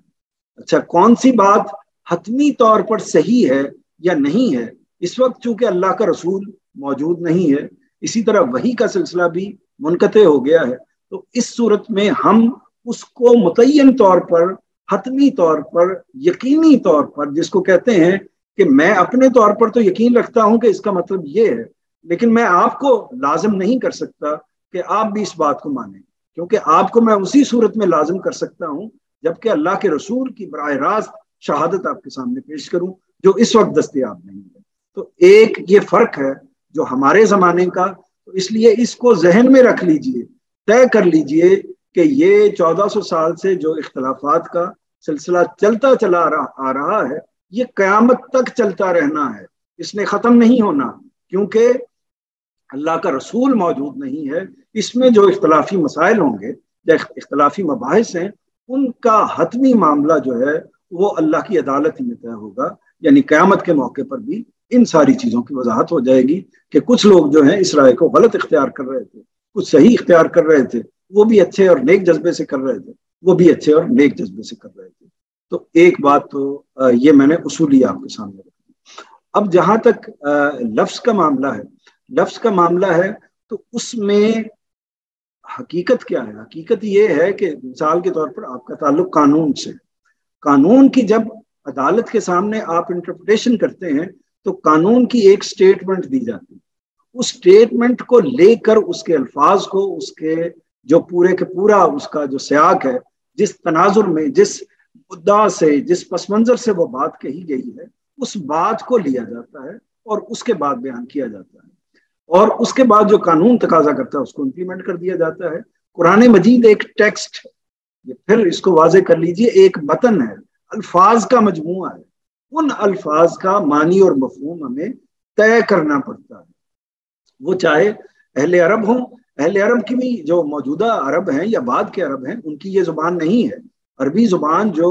قریش کی زبان تھی وہ بالکل مختلف زبان تھی، مختلف اس پہلو سے، یعنی اس کے سٹرکچر تو ایک طرح سے وہی ہے، لیکن وہ کیسے استعمال ہوتی، جیسے کہ مثال کے طور پر ہم کہہ سکتے ہیں کہ آج سے جو 250 سال 300 سال پہلے اردو بولی جاتی تھی وہ آج کی اردو سے بالکل مختلف تھی، تو اسی طرح عربی زبان بھی بالکل مختلف تھی۔ تو ان مفسرین کو بھی اسی طرح کم و بیش غور کرنا پڑتا ہے جیسے کہ دیگر زبانوں کے مفسرین اس پر غور کرتے ہیں، یہ بات بھی واضح ہو گئی۔ اور آخری بات جس کی طرف آپ کا سٹریس تھا وہ یہ ہے کہ خدا کی قدرت سے یہ دونوں چیزیں بالکل عین ممکن ہیں، یعنی اگر اوپر سے بندوں نے پتھر ایسے کر کے مارے ہیں، یعنی جس کو مارنے کا لفظ استعمال کرتے ہیں، انسانوں نے مارے ہیں، تب بھی وہ اتنے پاورفل نہیں ہو سکتے، اتنے پرزور نہیں ہو سکتے کہ وہ ہاتھیوں کا بھس بنا، اور اگر پرندوں نے گرائے ہیں تب بھی وہ اتنے پاورفل نہیں ہو سکتے۔ ہر دو صورتوں میں اللہ کی قدرت کا یہ شاہکار ہے، یعنی ہر دو صورتوں میں اللہ تعالیٰ کی یہ نشانی آئی ہے، اللہ تعالیٰ کی یہ آفت آئی ہے، اللہ تعالیٰ کی طرف سے یہ عذاب آیا ہے ان کے اوپر جس نے یہ جسارت کی۔ تو دونوں طریقے اللہ تعالیٰ اختیار کرتا ہے ہمیشہ، یعنی بعض اوقات اللہ تعالیٰ بجلی کو حکم دیتا ہے وہ برس پڑے، بعض اوقات ہواؤں کو حکم دیتا ہے کہ وہ اکھاڑ دے ہر چیز کو، بعض اوقات زمین کو حکم دیتا ہے کہ وہ زمین اپنے آپ کو پھاڑ دے اور زلزلے کی صورت میں بالکل تباہ و برباد کر دے، بعض اوقات سمندروں کو حکم دیتا ہے کہ وہ ابل پڑے۔ تو یہ اللہ تعالیٰ کے احکام جس چیز کو بھی دیے جائیں گے، اسی طرح اللہ تعالیٰ جانوروں کو بھی، یعنی پرندوں کو بھی حکم دے سکتا ہے کہ آئیں اور کنکر اٹھائیں اور ان کے اوپر گرائیں تاکہ ان کا میں بھس بنا دوں۔ تو یہ اللہ تعالیٰ اپنے براہ راست حکم سے اپنے فرشتوں، اللہ تعالیٰ اس میں ایک اور بات بھی دیکھی کہ اگر اللہ تعالیٰ اس کنکر کو حکم دے کہ تم زمین سے اٹھو اور اٹھ کے ہوا میں جاؤ اور اس کے اوپر برس پڑو، تو وہ کنکر بھی اس کی تعمیل کرے۔ تو پروردگار کے حکم کی یہ نوعیت، تو اس لیے اس پر تو کوئی اشکال ہے ہی نہیں، خواہ وہ پرندوں نے گرائے ہوں تب بھی اللہ ہی کیا ان کے اوپر عذاب آیا ہے، اور اللہ ہی کے فیصلے کے نتیجے میں وہ تباہ و برباد ہوا ہے۔ اور اگر جو لوگوں کے ذریعے سے یہ کام ہوا تب بھی اس کی نوعیت یہی ہے۔ تو اس لیے اس معاملے میں کوئی فرق نہیں ہے، یعنی جب آمدی صاحب یہ کہتے ہیں تو اس کا مطلب یہ نہیں ہوتا کہ وہ پرندوں والے واقعے کو قبول کرنے سے ان کی عقل جو ہے وہ انکار کرتی ہے، ہرگز نہیں۔ یہ بالکل ممکن ہے کہ اللہ تعالیٰ جو ہے وہ چاہیں تو پرندوں کو حکم دے اور پرندے اوپر سے پتھر گرائیں، اور اللہ تعالیٰ خود پتھروں کو حکم دیں اور پتھر براہ راست اللہ تعالیٰ کے حکم سے گرنا شروع ہو جائیں۔ یہ دونوں باتیں ہو سکتی ہیں، لیکن प्रॉब्लम ये है कि यहाँ लफ्ज तरमीहिम आया है और ये अबाबील के लिए मुनासिब नहीं, अरबी जुबान इसको कबूल नहीं करती, ये नुक्ता है। इस नुक्ते की बुनियाद पर वो इसको कबूल नहीं करते, चूंकि ये अरबी जुबान है, इस नुक्ते की बुनियाद पर दूसरी ताबीर को कबूल करते हैं। तो ये इस नुक्ते को जरूर समझ लेना चाहिए। इस नुक्ते की तफहीम में अगर कोई सवाल है तो कीजिए, वरना मैं मुहकमात और मुशाबिहात। जी, यही मेरा मसला था कि अब आप फरमा रहे हैं कि अगर इसको बिल्कुल पिन पॉइंट कर लें कि तरमीहिम के अल्फाज जो हैं वो अरबी ज़बान में नहीं मानी जाती, मतलब वो मुनासिब नहीं लगते। लेकिन ये जो मुनासिब ना लगना है, तो ये तो मतलब इस्लाही साहब या फराई साहब से पहले तो बिल्कुल मुनासिब लग रहे थे, लोग इसकी तफसीर कर रहे थे। तो अब यहाँ पे सवाल, एक आम आदमी जो है जो तर्जुमा पढ़ रहा है, और मतलब करोड़ों अरबों मुसलमान जो हैं जब वो तर्जुमा पढ़ रहे हैं, तो एक तरफ एक दो उलमा कराम है वो कहते हैं जी कि इसमें तो ये बैठते नहीं, लेकिन बाकी एक लातादाद जो उलमा कराम है वो कहते हैं जी ये यही मुमकिन है। तो इसमें जब यहाँ से चीजों को समझना है कुरान के इन अल्फाज से, तो फिर अगर दो तीन अहबाब या उलमा कराम उठ के ये कहते हैं, तो किसकी राय को मानेगा, किसकी राय को समझा जाएगा कि ये मुनासिब या ये बेहतर है? किस वो असूल क्या होगा कि एक आम आदमी किस असूल पे इन चीजों को समझे और माने? माशाल्लाह पूरी तनकीद कर रहे हैं मसले की, बहुत अच्छी बात है। तो जो जहां इस पे मैं जुमला बोल दूं जी, क्योंकि आपने थोड़ा मुस्कुराए हैं, तो वो आप असल में हर रोज जो है ना जी पढ़ा के चले जाते हैं, तो इसका मौका कभी कभी आना चाहिए। जी ठीक है, ताकि दूसरे आदमी का पसीना निकलवाया जाए। मैं ये अर्ज कर रहा था कि जो दो ये बहुत अहम सवाल है आम आदमी के लिए कि मैं क्या करूं। मेरे सामने एक तरफ 100 बंदे एक बात कह रहे हैं और 2 बंदे एक बात कह रहे हैं, मुझे तो मेरा दिल, मेरा दिमाग, ये मैं खुद तो अरबी नहीं जान सकता, तो मेरा दिल, ये दिमाग ये कहेगा, तो वो आम आदमी की जो पोजीशन है वो बिल्कुल वाज़ेह है, यानी वो उसी जगह पर खड़ा होकर उसको देखता है। मसला कहाँ होता है, ये अब 2-3 जरूरी चीजें समझ लीजिए कि एक नुक्ता नजर बरसों से एस्टेब्लिश होता है, यानी सदियां उस पर, इल्म की मैं बात कर रहा हूँ, इल्म हर जगह पर एक ही नौइयत का होता है, इल्म हर जगह पर एक ही नौइयत का होता है, उलमा हर जगह पर एक ही नौइयत के होते हैं, हर इल्म के अपने मुकदमात होते हैं, अपने प्रेमिसेस होते हैं, अपने नताइज होते हैं और अपना इस्तदलाल होता है हर इल्म का। वो साइंस है, वो अदब है, वो तफसीर है, वो हदीस है, वो जो भी है, जितने भी इल्म है उनके अपने अपने उलमा होते हैं और उनके अपने अपने इस्तदलाल का तरीका होता है। तो मिसाल के तौर पर एक लंबा तवील अरसे तक दुनिया इस पर कायम रही कि जमीन जो है वो जामद है, जमीन हरकत नहीं करती, और दुनिया की तमाम साइंस जो है, जो बड़े बड़े जय्यद उलमा हैं उस जमाने के, इस बात को तस्लीम करते थे। फिर एक आदमी उठा और उसने कहा कि नहीं ये तो गर्दिश कर रही है, तो उसकी मुखालफत भी की गई और जो मामला आपके सामने भी है, तो ये जो मुखालफत की गई और फिर अब काया पलट चुकी है। अब शायद कोई एक आलम भी ना हो साइंस का जो इस बात को तस्लीम करता हो कि दुनिया जाने। तो ये इल्म की दुनिया में ऐसा होता है कि बाज़ औक़ात एक दलील या एक राय किसी साहिब इल्म ने, बड़े जय्यद साहिब इल्म ने इख्तियार कर ली और वो उसका जहन दूसरी तरफ नहीं जा सका, क्योंकि वो अल्लाह का पैगंबर तो नहीं है कि अगर वो उससे कोई इल्म की गलती होती है तो अल्लाह ताला फौरन उसको बता देंगे कि ये आप इससे गलत हुए। तो गलती तो बड़े से बड़े आलम से भी हो सकती है। तो उससे गलती हुई और उस गलती को बाकी लोगों ने भी उसकी जलालत की वजह से, उसकी बड़ाई की वजह से कबूल किया और इस तरह वो सिलसिला आगे चलता रहा। तमाम उलूम के अंदर ऐसा होता है। फिर एक शख्स कोई सवाल उठाता है और सवाल उठा के एक डिफरेंट राय कायम करता है, उसकी राय खड़ी कैसे रहती है? यानी मिसाल के तौर पर जमीन के गर्दिश करने की राय खड़ी कैसे रही? खड़ी इस तरह रही कि जो उसने दलाइल दिए उन दलाइल का रद्द मुकाबले में मौजूद नहीं था। अब होना यह चाहिए था, यानी इस तरमीम की तफसीर को कम 100 साल हो गए हैं, या आप समझिए कि 70-80 साल हो गए हैं। ये तफसीर मौजूद है सोसाइटी के अंदर इसके अंग्रेजी तराजम भी हो गए हैं और ये अरबी जुबान में भी गालिबन मौजूद है। तो ये तफसीर मौजूद है दुनिया के अंदर। कोई एक आलिम को तो खड़े होकर कहना चाहिए کہ یہ جو آپ دلیل دے رہے ہیں عربی زبان میں دیکھیے ابابیل کے لیے یہ 50 جگہوں پر، جو پرانی عربی ہے اس زمانے میں، یہ 50 جگہوں پر ترمیم کا لفظ جو ہے وہ ابابیل کے لیے یا پرندوں کے لیے استعمال ہوا ہے. تو اس لیے اس بنیاد پر، اسی زبان کی بنیاد پر جس پر آپ یہ دلیل دے رہے ہیں، آپ کی بات رد ہوتی ہے. تو یہ واقعہ نہیں ہوا. اگر ایسا واقعہ ہو جائے تو ظاہر ہے کہ اس کا مطلب یہ ہے کہ اس دلیل میں کوئی وزن نہیں ہے. تو جو دلیل اگر کھڑی ہوئی ہے ابھی تک سٹینڈ کرتی ہے، اور کوئی مفسر، کوئی محقق ابھی تک یہ نہیں اس کی تردید میں متبادل دلائل نہیں پیش کر سکا، تو اس کا مطلب یہ ہے کہ اس میں کوئی چیز تو موجود ہے. تو اس ایک بات. دوسری بات یہ ہے کہ اس کے باوجود مثلا میں عام آدمی ہوں، میں اس جگہ پر کھڑا ہو سکتا ہوں کہ میں تو تحقیق کے لمبے چکر میں پڑھ ہی نہیں سکتا. میں یہ دیکھوں گا کہ امت 1400 سال سے کس جگہ پر کھڑی ہے، وہ اس نقطہ نظر پر کھڑی ہے. تو میرا تو ظاہر ہے کہ بالعموم زیادہ جو لوگ ہیں وہ سب کے اخلاص پر، کسی کے اخلاص پر، نیت پر، اللہ تعالیٰ سے تعلق پر شبہ نہیں کیا جا سکتا. تو میرا نقطہ نظر تو یہی ہے کہ میں خود تحقیق کرنے کے بجائے اس تک محدود رکھوں گا اپنے آپ کو کہ زیادہ لوگ کیا بات کرتے ہیں. تو ٹھیک ہے، وہ اپنی جگہ پر اس پر رائے قائم کر کے مطمئن ہو سکتا ہے. لیکن دوسرا آدمی یہ اس کو کہہ سکتا ہے کہ بھائی تم 2 منٹ کے لیے بیٹھو، میں تم کو سمجھا دیتا ہوں کہ تمہاری اس بات میں یا جو بات تم نے سمجھی اس میں کیا غلطی ہے. وہ سمجھنے کے لیے تیار بھی ہو سکتا ہے، نہیں بھی ہو سکتا. تو یہی علم کو، بات کو آگے بڑھانے کا ایک سلسلہ ہوتا ہے، اور جس میں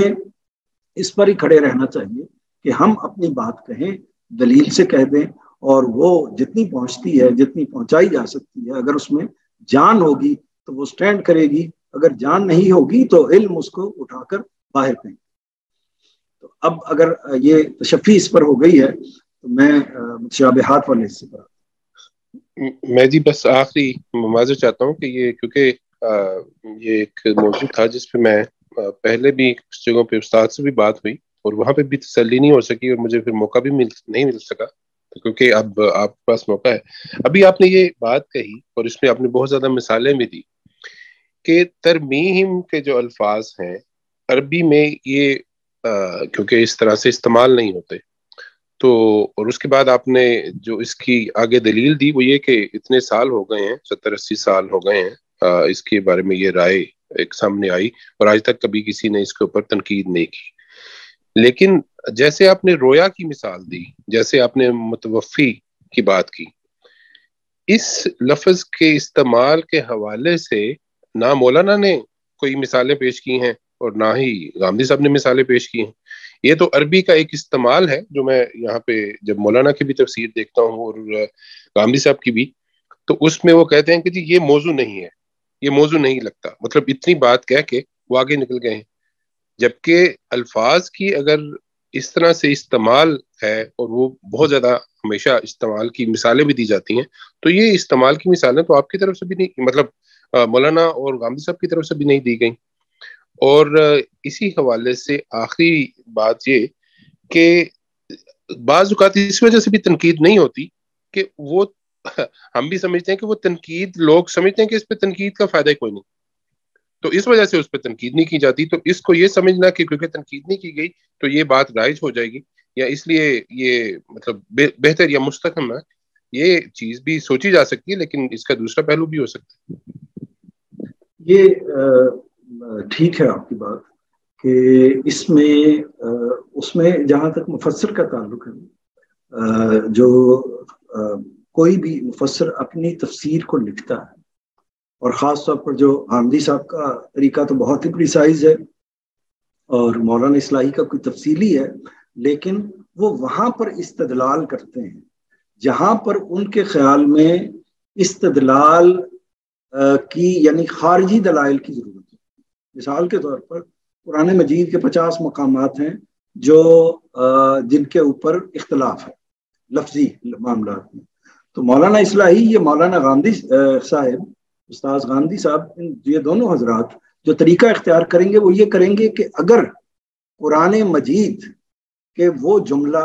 وہ سیاق و سباق، قرآن کا وہ عرف اس کو پوری طرح قبول کرنے کے لیے تیار ہے تو وہ اس کی کوئی دلیل نہیں ہے، یعنی وہ لفظ خود بخود اس کو بیان کر رہا ہے، یعنی آبویس بات ہے، بالبداہت واضح ہے،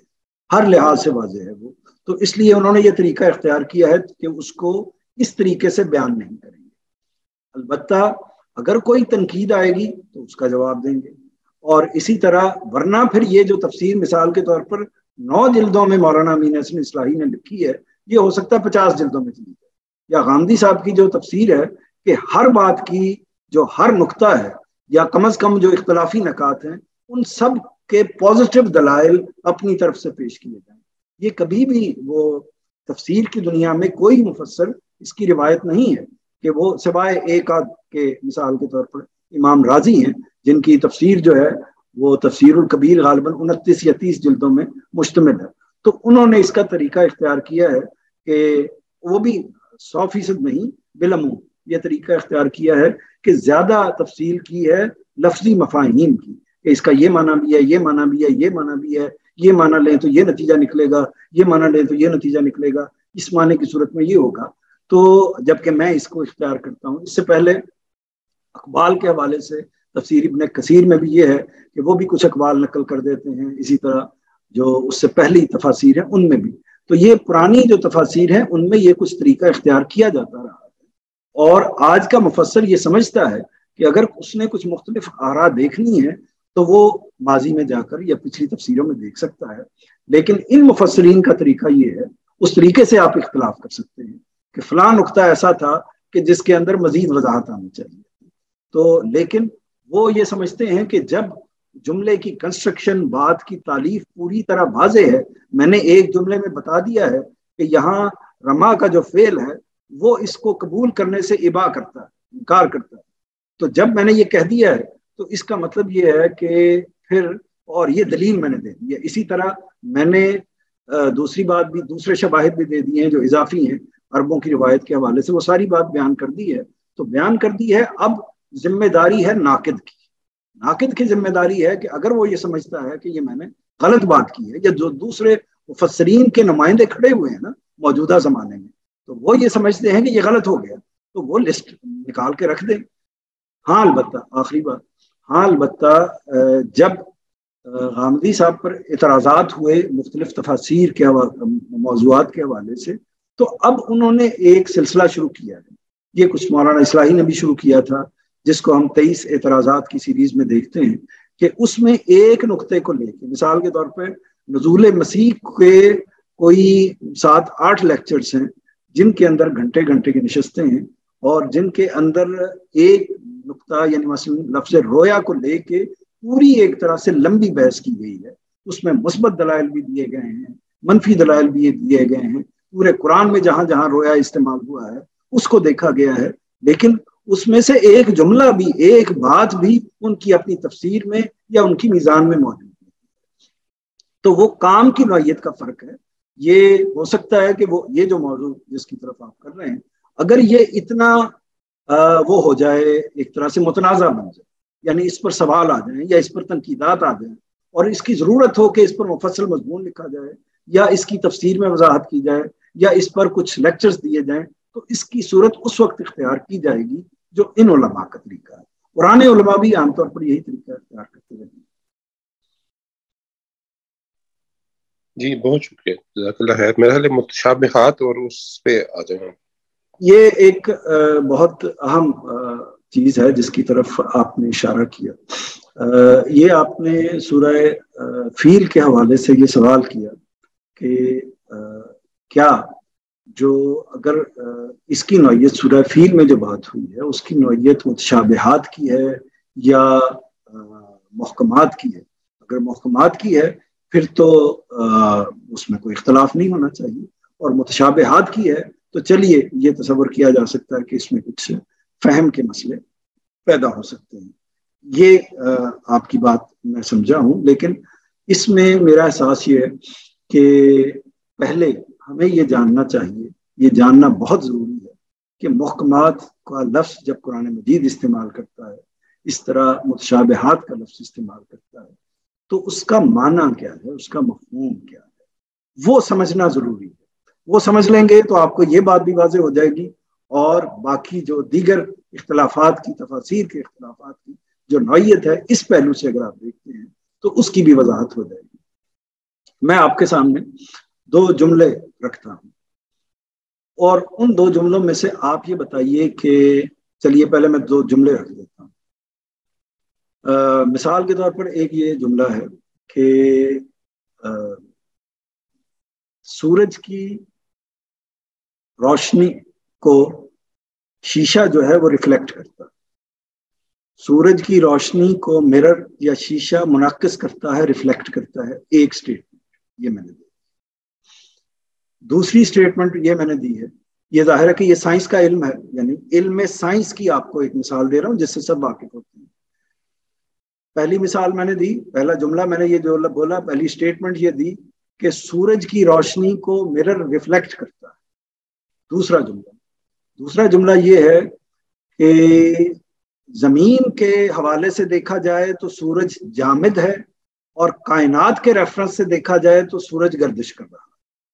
یہ ظاہر ہے اس سے آپ واقف ہیں کہ زمین جو ہے وہ سورج کے گرد گردش کرتی ہے، اور سورج زمین کے ریفرنس سے سٹینڈ کرتا ہے، کھڑا نظر آتا ہے۔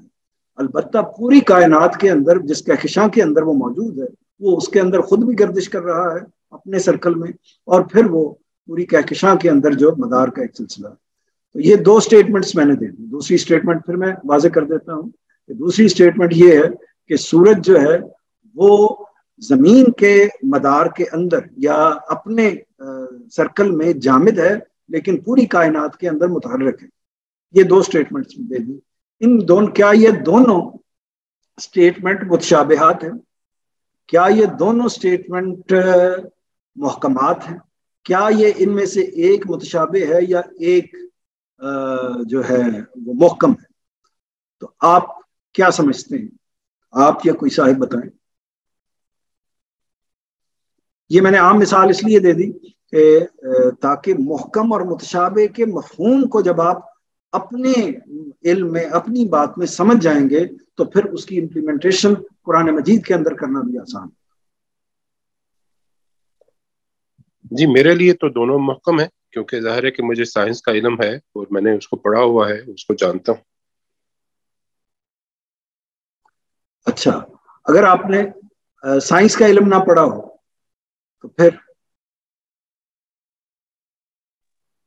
تو پھر میرے لیے تو نہ متشابہ ہے نہ محکم، کیونکہ مجھے پتہ ہی نہیں۔ ایک تو آپ براہ راست دیکھ رہے ہیں نا کہ جب سورج کی روشنی آپ اپنے گھر کے شیشے میں دیکھتے ہیں تو وہ ریفلیکٹ ہوتی ہے، یہ تو براہ راست آپ دیکھ رہے ہیں۔ ایک عام شخص کی حیثیت سے تو پہلی بات تو بالکل محکم ہے کہ یہ روزمرہ میں اس پر تجربہ دیکھتا ہوں، سارا پتہ ہے، اور اس میں تو کوئی شک نہیں ہے۔ دوسری بات کیونکہ نہ مجھے اس کا علم ہے سائنس کا، اور نہ میں اس کو مشاہدہ کر سکتا ہوں، دیکھ سکتا ہوں، اس لیے دوسری بات کو اگر متشابہات نہ کہوں تو متشابہ ضرور ہے میرے لیے۔ مطلب دوسری بات کے بارے میں کوئی کنفرم بات نہیں کر سکتا، لیکن پہلی یقیناً کنفرم ہے۔ اوکے، اب میں اس کی تفہیم کر دوں۔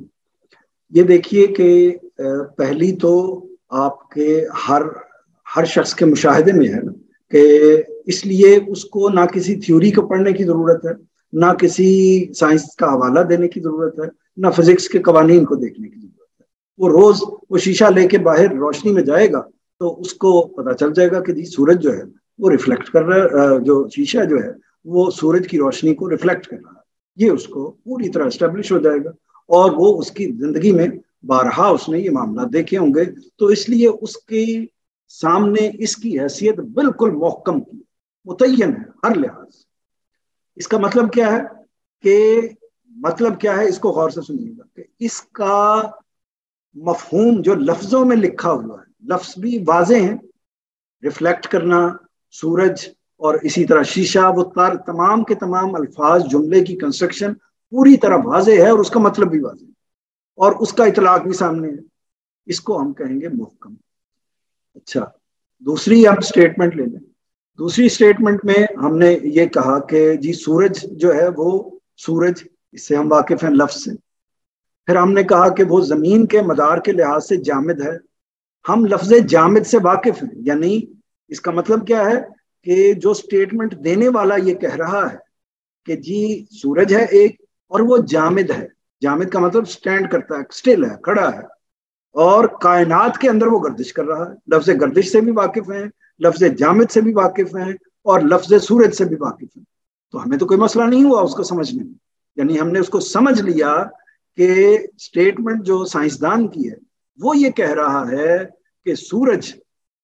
جو ہمیں سامنے نظر آ رہا ہے یہ زمین کے سرکل یا زمین کے ریفرنس سے تو یہ سٹینڈ کرتا ہے، اسٹل ہے، اور اسی طرح یہ جو باقی دنیا ہے، باقی کائنات ہے، اس کے لحاظ سے یہ موو کر رہا ہے، یہ گردش کر رہا ہے.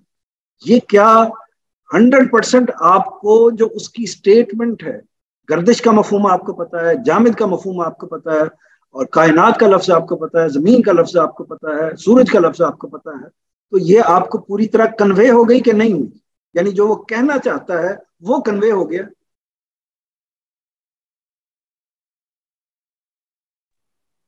اس کا جواب جی آپ اتفاق کرتے ہیں کہ وہ کنوے ہو گیا؟ جی بالکل اتفاق کرتے ہیں. تو مسئلہ یہ ہے کہ کنوے تو ہو گیا، یعنی جملے کا جو مطلب ہے، جو سائنسدان نے کہنا چاہا، وہ آپ کو سمجھ میں آئی، لیکن اس کا اطلاق کیا ہے، اس کی حقیقت کیا ہے،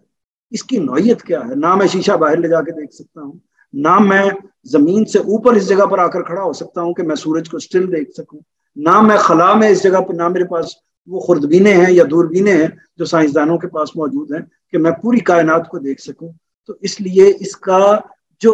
حقیقی علم ہے وہ میرے لیے متشابہ ہے، وہ میرے لیے اس طرح واضح نہیں ہے. جملہ میں سمجھ گیا ہوں، جو بات وہ کہنی چاہ رہا ہے وہ مجھے 100% واضح ہے، لیکن جو اس کا اطلاق ہے، اس کی حقیقت ہے، اس سے میں واقف نہیں ہوں. قرآن مجید کے جو متشابہات ہیں ان کی نوعیت یہ ہے، یعنی ہمیں جملہ پوری طرح سمجھ میں آتا ہے، اس میں کوئی ابہام نہیں ہوتا، کوئی کمی نہیں ہوتی، وہ ہمارے لیے جملے کی حد تک محکم ہی ہوتا ہے، لیکن اپنے اطلاق کے حوالے سے، اپنی تفصیلات کے حوالے سے وہ متشابہ میں آتا ہے. یعنی مثال کے طور پر ہم نے پچھلی نشست میں پڑھا کہ جیسے کوثر کی تفصیل کی. اب کوثر ایک نہر ہے، نہر کے کناروں کے اوپر زبرجد، یاقوت، یہ سارے الفاظ ہمیں سمجھ میں آ رہے ہیں، نہر کا لفظ بھی ہمیں سمجھ میں آ رہا ہے، یہ ساری چیزیں ہمیں واضح ہیں، ہمارا ایک تصور بھی بن رہا ہے. لیکن کیا ہمارا تصور وہ حقیقی ہے جو ایک طریقے اسی طرح دودھ کی نہریں ہوں گی یا شہد جیسی نہریں ہوں گی، اس کی نوعیت کیا ہوگی ان نہروں کی؟ تو ایک اپنی تصورات کی، اپنی محدود دنیا کے لحاظ سے ہم تصور کر سکتے ہیں. جیسے ہم محدود لحاظ سے تھوڑی سی جو بات کی ہے سائنسدانوں نے کہ وہ سورج جامد کس طرح اور گردش کس طرح کر رہا ہے، اس کو تھوڑا بہت ایک گولا سا اس کا اندازہ کر سکتے ہیں، لیکن اس کی حقیقت کو ہم نہیں جان سکتے. تو یہی معاملہ قرآنی متشابہات کا، کہ ہم ان کے مفہوم کو سمجھتے ہیں، پوری طرح سمجھتے ہیں، لیکن اس کی حقیقت کو نہیں جانتے. تو یہ تمام کے تمام معاملات وہ ہیں متشابہات کے جو اصل میں خارج کی دنیا سے متعلق ہیں، یعنی قیامت سے متعلق ہیں، جہنم سے متعلق ہیں، دوزخ سے متعلق ہیں، آخرت سے متعلق ہیں، اور اللہ تعالیٰ کی بعض نشان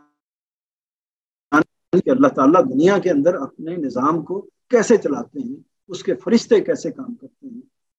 اس کی مدد آتی ہے تو وہ کیسے آتی ہے. تو یہ دونوں چیزیں واضح ہوتی ہیں. اطلاق میں بعض اوقات فرق ہو جاتا ہے کہ ہمیں اس لحاظ سے وہ اس کا اطلاق یا اس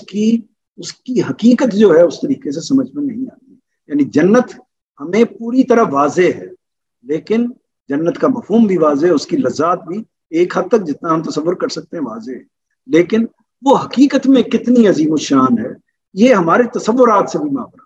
تو لہٰذا اللہ تعالیٰ چونکہ وہ چیزیں ہمارے تصورات سے ماورا ہوتی ہیں تو اللہ تعالیٰ اتنی ہی بات بتاتے ہیں جتنی بات ہماری اپنی فہم کے لحاظ سے، اپنی فہم کی حد تک، یا اپنی مثالوں سے، تمثیلوں سے، جو ہمارے ہی زمانے کی، ہماری ہی دیکھی ہوئی تماثیل ہیں یا تصویریں ہیں یا چیزیں ہیں، ان سے ہم ان کو سمجھ لیتے ہیں. تو یہ دونوں کا فرق اچھی طرح سمجھ لینا چاہیے. تو اس لیے اس کا یہ پہلو کہ سورہ کوثر کا یا اسی طرح قرآن مجید میں یہ جو سورہ فیل والا معاملہ آیا ہے، یہ دونوں صورتوں میں، چاہے وہ آپ غامدی صاحب کی تفسیر لیں یا آپ علماء کی تفسیر لیں، دونوں صورتوں میں اس کا ایک پہلو متشابہ ہے۔ وہ کیا پہلو متشابہ ہے کہ اللہ کی مدد کیسے آئی تھی، کیسے فرشتے آئے تھے جنہوں نے ہوا کو کے اندر پتھروں کو لپیٹا اور پتھر جو ہے وہ کھائے، انہوں نے لوگوں کو، ہاتھیوں کو کھائے ہوئے بھس کی طرح کر دیا۔ تو یہ کیسے ہوا ہے واقعہ، وہ قوت کیسے آئی ہے،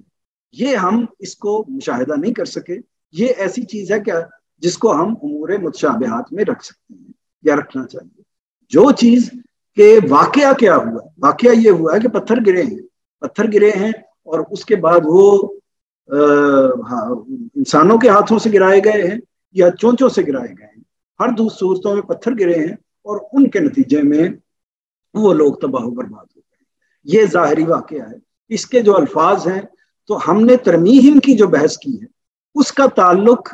متشابہات کے امور سے نہیں ہے، اس کا تعلق محکمات کے امور سے ہے، کہ وہ بحث اصل میں یہ بتاتی ہے کہ کچھ پتھر گرائے گئے۔ اب پتھر پرندوں نے گرائے یا انسانوں نے گرائے، دونوں مشاہدے کی چیزیں ہیں، دونوں محکمات کی نوعیت کی چیزیں ہیں، اس لیے ان پر ہم بحث بھی کر سکتے ہیں، اتفاق اختلاف بھی کر سکتے ہیں، لیکن جو اس کا پس منظر ہے کہ خدا کی غیبی مدد آئی تھی، اللہ کی نصرت آئی تھی، اس پر پرانے مفسرین بھی یہی بات کہتے ہیں اور غامدی صاحب بھی یہی بات کہتے ہیں۔ جی بہت شکریہ جی، جزاک اللہ خیر۔ اور میرا خیال ہے کہ یہ آپ نے بالکل واضح کر دیا کہ وہ جو میرے ذہن میں چیزیں تھیں کہ محکم اور اس کے اطلاقی جو پہلو ہیں متشابہات کے، انہوں نے، آپ نے مثالیں بھی بہت اچھی دیں۔ میرا خیال ہے کہ ہمارے پاس کچھ منٹ ہیں، ہماری بہن نے کچھ سوال پوچھنے تھے، اگر وہ پوچھ لیں تو ان کے بھی سوالات پھر ہو جائیں۔ السلام علیکم۔ جی وعلیکم السلام۔ سر میرے جو سوال ہے یہ آج کے لیکچر سے ہٹ کے ہیں۔ جی جی جی 2 سوال پوچھنے ہیں، اگر جواب دے دیں تو بہتر، مہربانی۔ جی جی ضرور ضرور۔ جی سر میرا پہلا سوال ہے کہ کیا قرآن مجید کی صرف ہم تلاوت ہی کریں اس سے ہمیں ثواب حاصل ہو سکتا ہے، اور یا اسے سمجھ کر پڑھنا بہت ضروری ہے؟ ایک سوال۔ نمبر 2، موجودہ زمانے کے جو بچے ہیں سر، وہ اپنی اسٹڈی اور دیگر جو ان کی مصروفیات ہیں ان کی وجہ سے ان کے پاس وقت ہی نہیں ہے کہ وہ قرآن پڑھیں، تو ان کو اس طرف ہم کیسے راغب کریں؟ اور ایک اور بات، آج کل گریڈز کی ٹینشنز بہت ہیں، بچے فرسٹریشن کا شکار ہیں، دین سے تو سر وہ ویسے ہی دور ہو رہے ہیں، بالکل دلچسپی ختم ہوتی جا رہی ہے۔ کس کی ٹینشن؟ یہ مجھے نہیں سمجھ آیا۔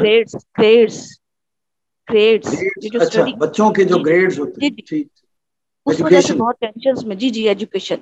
اس وجہ سے بچے ویسے ہی فرسٹریشن کا شکار ہیں، تو دین سے تو ان کا بالکل جو کہتے ہیں نا ناتا ہے وہ بالکل ختم ہو رہا ہے۔ تو اس کے لیے ہم بچوں کو کیا کریں، کس طرح ان کی دلچسپی اس طرف لے کے آئیں، کیا کریں؟ کوئی طریقہ کار ایسا ہونا چاہیے کہ وہ قرآن کو سمجھیں، پڑھیں، پلیز اس میں کو ہماری کوئی رہنمائی کریں آپ۔ جہاں تک قرآن مجید کو سمجھ کر پڑھنے کا تعلق ہے تو اس سے پیچھے ایک مسئلہ سمجھ لیجیے آپ۔ مسئلہ یہ ہے کہ یہ سوال ہی کیوں پیدا ہوا ہے کہ قرآن کو بے سوچے سمجھے بھی پڑھا جا سکتا ہے۔ یہ سوال ہمارے ہاں بر صغیر میں بالخصوص پیدا ہوا۔ اس کی وجہ کیا ہوئی؟ اس کی وجہ یہ ہوئی کہ لوگ اردو زبان سے واقف تھے، یعنی اردو زبان کا رسم الخط بھی وہی ہے اور عربی زبان کا رسم الخط بھی وہی ہے، یعنی جس طریقے سے ہم عربی لکھتے ہیں، لام جس طرح لکھتے ہیں اسی طرح اردو میں لام لکھتے ہیں، تقریباً بعض چند ایک الفاظ کے علاوہ، چند ایک حروف کے علاوہ الفابیٹس جو ہیں وہ بھی تقریباً سیم ہیں، آوازیں بھی سیم ہیں۔ تو اس وجہ سے ہمارے بر صغیر پاک و ہند میں جو لوگ عربی سے، فارسی سے واقف تھے تو وہ قرآن مجید کو پڑھ تو سکتے تھے، لیکن اس کو چونکہ ان کا مطلب نہیں آتا تھا، عربی زبان نہیں آتی تھی، تو اس کو سمجھ نہیں سکتے تھے۔ تو علماء نے قرآن مجید کی طرف راغب کرنے کے لیے لوگوں کو یہ ترغیب دی کہ آپ اگر نہیں بھی پڑھ سکتے، فرض کریں، ظاہر ہے کہ آپ کو نماز کے اندر بھی پڑھنا ہے، نماز کے اندر، ہر نماز کے اندر قرآن مجید کے ایک حصے کو تلاوت کرنا ضروری ہے، تو اس لیے قرآن مجید کو یاد بھی کرنا ہے، اس کو بعض اوقات پڑھنا بھی ہے، تلاوت بھی کرنی ہے۔ تو آپ کو، اگر آپ اس کی تعلیم حاصل نہیں کر سکتے، اس کا فہم نہیں حاصل کر سکتے، تو کم از کم ناظرہ تو اس کو پڑھ لیں۔ تو یہ جگہ تھی کہ جہاں سے یہ کوشچن پیدا ہوا. ورنہ جب بھی آپ لفظ تلاوت استعمال کرتے ہیں بر صغیر سے ہٹ کے اس کو دیکھیے پوری دنیا کے اندر، یا لفظ ریڈ استعمال کرتے ہیں یا لفظ پڑھنا استعمال کرتے ہیں، یہ تینوں الفاظ آپس میں ہم معنی ہے، یا قرا کا لفظ استعمال کرتے ہیں، تو جو بھی لفظ ہم پڑھنے کے مفہوم میں استعمال کرتے ہیں اس کے اندر ریڈنگ کے یعنی لفظی ادائیگی کے ساتھ ساتھ فہم بھی لازماً شامل ہوتا ہے، اس کو الگ نہیں کیا جا سکتا. یعنی ریڈنگ کا مطلب یہ ہوتا ہے کہ اس کی انڈرسٹینڈنگ، محض لفظوں کو ایک طریقے سے تکرار سے پڑھ دینا ریڈنگ نہیں کہلاتا. ریڈنگ کا مطلب یہ ہوتا ہے انڈرسٹینڈنگ کے ساتھ کسی چیز کا مطالعہ کرنا، ورنہ وہ ریڈنگ ہی نہیں ہوتی، ورنہ وہ تلاوت ہی نہیں ہوتی، ورنہ وہ قرات ہی نہیں ہوتی، ورنہ وہ ایک طرح سے پڑھنا ہی نہیں ہوتا. تو کسی بھی زبان کے اندر یہی مفہوم ہوتا ہے اس کا. تو اس بات کو ہمارے بر صغیر کے تناظر میں یہ سمجھ لیا گیا، جبکہ حقیقت یہ ہے کہ اس کی یہ سمجھانے کی ضرورت ہے کہ جس طرح باقی تمام کتابیں، کوئی بھی کتاب ہے، وہ سائنس کی کتاب ہے، اسی طرح کسی اور علم فن کی کتاب ہے، جس کتاب کا بھی کوئی ناول ہے، کوئی شاعری کی کتاب ہے، جس کا بھی آپ مطالعہ کرتے ہیں، اس مطالعے کو کرتے ہوئے اگر آپ محض اس کو صرف لفظوں کو دہرا رہے ہیں، وہ آپ کے فہم میں نہیں اتر رہا، تو اس کا مطلب ہے کہ آپ اس کی ریڈنگ نہیں کر پا رہے، آپ اس کو پڑھ نہیں پا رہے، اس سے آپ کو اس سے کچھ بھی حاصل ہونے والا نہیں ہے. تو اس لیے جو قرآن مجید کے بارے میں یہ غلط فہمی ہے، اس کو درست کر لینا چاہیے کہ قرآن مجید ہے ہی پڑھنے کے لیے، ہے ہی سمجھنے کے لیے. یعنی پڑھنے کا مطلب پڑھ کر سمجھنا ہوتا ہے، تو اسی مقصد کے لیے قرآن مجید آیا ہے. اور یہ تو سب سے بڑھ کر باقی تمام کتابوں سے زیادہ بڑھ کر سمجھ کر پڑھنے والی چیز ہے، کیونکہ یہ اللہ کا کلام ہے. اس پر ہمیں غور کرنا چاہیے، اور اس میں ہمیں کوئی مشکل اس وجہ سے نہیں ہے کہ مفسرین نے، علماء نے یہ خدمت کر دی ہے کہ ہر زبان میں، پنجابی میں، اردو میں، انگریزی میں یہ دستیاب ہے، اس کے تراجم دستیاب ہیں، اب آڈیو ویڈیوز کی صورت میں بھی دستیاب ہیں. تو اس لیے اس کی تفہیم میں، اس کو پڑھنے میں کوئی رکاوٹ اب موجودہ زمانے میں تو بالکل بھی نہیں ہے. تو اس لیے ایک تو یہ واضح کر لینا چاہیے کہ پڑھنے کا حق اسی وقت ادا ہوگا جب اس کو سمجھ کر پڑھا جائے، ورنہ حقیقتاً اس کی محض ایصال ثواب کے لیے اس کی کوئی اصلاً حیثیت نہیں ہے. ایک اللہ کا کلام ہے، اس کی ایک برکت تو اپنی جگہ پہ موجود ہوتی ہے، وہ اسٹیبلش ہے، کیونکہ وہ لفظ بھی اللہ ہی کے لفظ ہیں، تو اس برکت کا انکار نہیں کیا جا سکتا. لیکن مدعا کیا ہے قرآن مجید کا؟ اللہ تعالیٰ کی طرف سے انسانوں کو دینے کا، وہ یہ ہے کہ وہ اس کو سمجھیں، اور سمجھیں گے ہی تو تبھی اس پر عمل کر سکیں گے، ورنہ اس پر عمل نہیں کر سکیں گے. تبھی خدا کے الفاظ ان کے دل میں، ان کے ذہنوں میں اتریں گے. تو ایک تو آپ نے یہ بات کہی. دوسری بات آپ نے دوسرا سوال آپ کا یہ تھا کہ جو ہماری نوجوان نسل ہے، بچے ہیں، ان کو کیسے راغب کیا جائے قرآن مجید کی طرف. ظاہر ہے کہ اس وقت کے جو حالات ہیں، کئی مشغولیتیں، کئی مصروفیتیں انسانوں کے ساتھ وابستہ ہوتی ہیں، اور ہر زمانے کے اپنے اپنے اسباب ہوتے ہیں. یعنی یہ خاص موجودہ زمانے کے نہیں ہیں، بلکہ ہر زمانے کے ہوتے ہیں. جیسے مثال کے طور پر قدیم زمانے میں یہ صورت موجود تھی، ہم اپنے بر صغیر ہی کا جائزہ لیتے ہیں تو عام طور پر یہ بھی صورت میسر نہیں تھی کہ لوگ اردو زبان جانتے ہیں. یعنی وہ تعلیم کی وہ صورت موجود نہیں تھی، تو پھر سننے پر اکتفا کرنا ہوتا تھا، یا اور اس کے لیے بھی مسجد میں جانا خواتین کے لیے یہ اور بھی مشکل ہوتا تھا. پھر مجھے یاد ہے کہ خواتین مرد اس کو ترجیح دیتے تھے کہ اور کچھ نہیں تو کم از کم قرآن مجید کو کھول کر اس پر انگلیاں ہی پھیر لی جائیں، یعنی ان کے الفاظ ہیں ان پر انگلیاں پھیر لی جائیں. یہ ایک قرآن مجید کی عظیم کتاب کے ساتھ ایک تعلق کے اظہار کے لیے یہ طریقہ بھی اختیار کیا گیا. پھر اسی طرح یہ بھی طریقہ اختیار کیا گیا کہ چلیے ناظرہ ہی اس کو پڑھ لیتے ہیں، یعنی اس کے فہم کے بغیر ہی ایک باقاعدہ اصطلاح بن گئی کہ فہم کے بغیر ہی اس کو یاد بھی کر لیتے ہیں اور پڑھ بھی لیتے ہیں. یہ صورت بھی بن گئی. تو اس کا مطلب یہ ہے کہ ماضی کے زمانے میں، آج سے آپ 50 60 100 سال پیچھے چلے جائیں، تو اس وقت بھی یہ مسائل موجود تھے کہ قرآن مجید کے لیے یا کسی بھی علم کو حاصل کرنے کے لیے، کسی بھی بات کو حاصل کرنے کے لیے دستیاب جو عوامل ہیں وہ ان میں دشواری تھی. तो मौजूदा ज़माने में भी हम दुश्वारियों की नौयत बदल गई है, जिसकी तरफ आपने इशारा किया कि और बाज़ मसरूफियात ऐसी आ गई हैं, माशी मशगूलियात इंसानों की इतनी ज़्यादा हो गई हैं कि वो उनके पास फुर्सत ही नहीं होती कि वो अपनी इस तरह की तालीमी, इल्मी या दीनी सरगर्मियों के लिए वक्त खास कर सकें। इसी तरह जो बच्चों के लिए एजुकेशन के मामलात हैं, उनका स्ट्रेस उन पर इतना ज़्यादा होता है कि उनके पास इसकी सहूलत, इसका वक्त मौजूद नहीं होता। तो मेरा एहसास ये है कि इसमें कोई ऐसा फार्मूला नहीं हो सकता कि जिस फार्मूले को, या कोई ऐसी पुड़िया या कोई ऐसा इंजेक्शन नहीं हो सकता कि जिसके जरिए से बच्चों के अंदर ये अचानक तब्दीली लाई जाए। ये एक तदरीजी अमल है। तदरीजी अमल के कई तरीके होते हैं। पहली बात ये है, मसलन मैं उसके चंद एक चीज़ें आपको सजेस्ट कर देता हूँ। एक तो ये है कि आप खुद कुरान मजीद का एहतमाम करें, यानी उसकी तिलावत का एहतमाम करें, जैसे नमाजों का और बाकी चीज़ों का एहतमाम करते हैं आप लोग। तो इसी तरह घर के अंदर तिलावत का एहतमाम भी कर लिया जाए। बच्चे देखें कि हमारे पेरेंट्स जो हैं वो कुरान मजीद को खोल कर बैठे हैं, या उसके ऊपर नेट के ऊपर कुरान मजीद खुला हुआ है और कुरान मजीद की तिलावत की आवाज़ आ रही है, उसका तर्जुमा आपके सामने आ रहा है। तो ये एक माहौल उनको ऐसा मिलना चाहिए कि जिस माहौल का उन पर असर हो। कोई जुमला कान में पड़ गया, कोई बात कान में पड़ गई, तो वो कुरान अपना असर बराह रास्त करता है।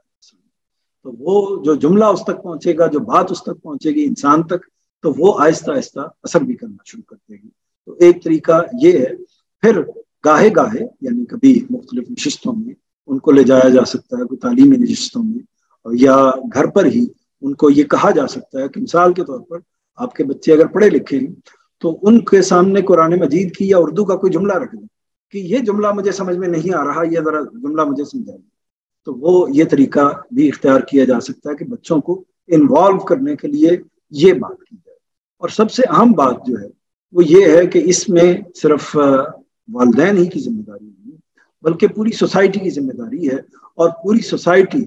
हम सब समेत, इससे गाफिल होते जा रहे हैं कि इस जानब इंसानों को मुतवज्जे करें। हमारा मीडिया, हमारे चैनल्स, इसी तरह हमारे सोशल मीडिया की जितने भी मुख्तलिफ चीज़ें हैं वो, और हमारी मसरूफियात की जितनी भी नौयतें हैं, वो सब, हमारे टीचर्स, हमारे असातिज़ा, हमारे स्कूल्स, हमारे तालीमी इदारे, बाकी सारी चीज़ें, या हुकूमत के जो नज़्म है, सब के सब किसी की तवज्जो इस तरफ नहीं है कि बच्चों की अखलाकियात को बेहतर करने के लिए ये सवाल तो किया जाता है, लेकिन दीनी तरबियत की जाए, इसकी तरफ बिल्कुल भी तवज्जो किसी की नहीं है। जब पूरे का पूरा माहौल इससे गाफिल है,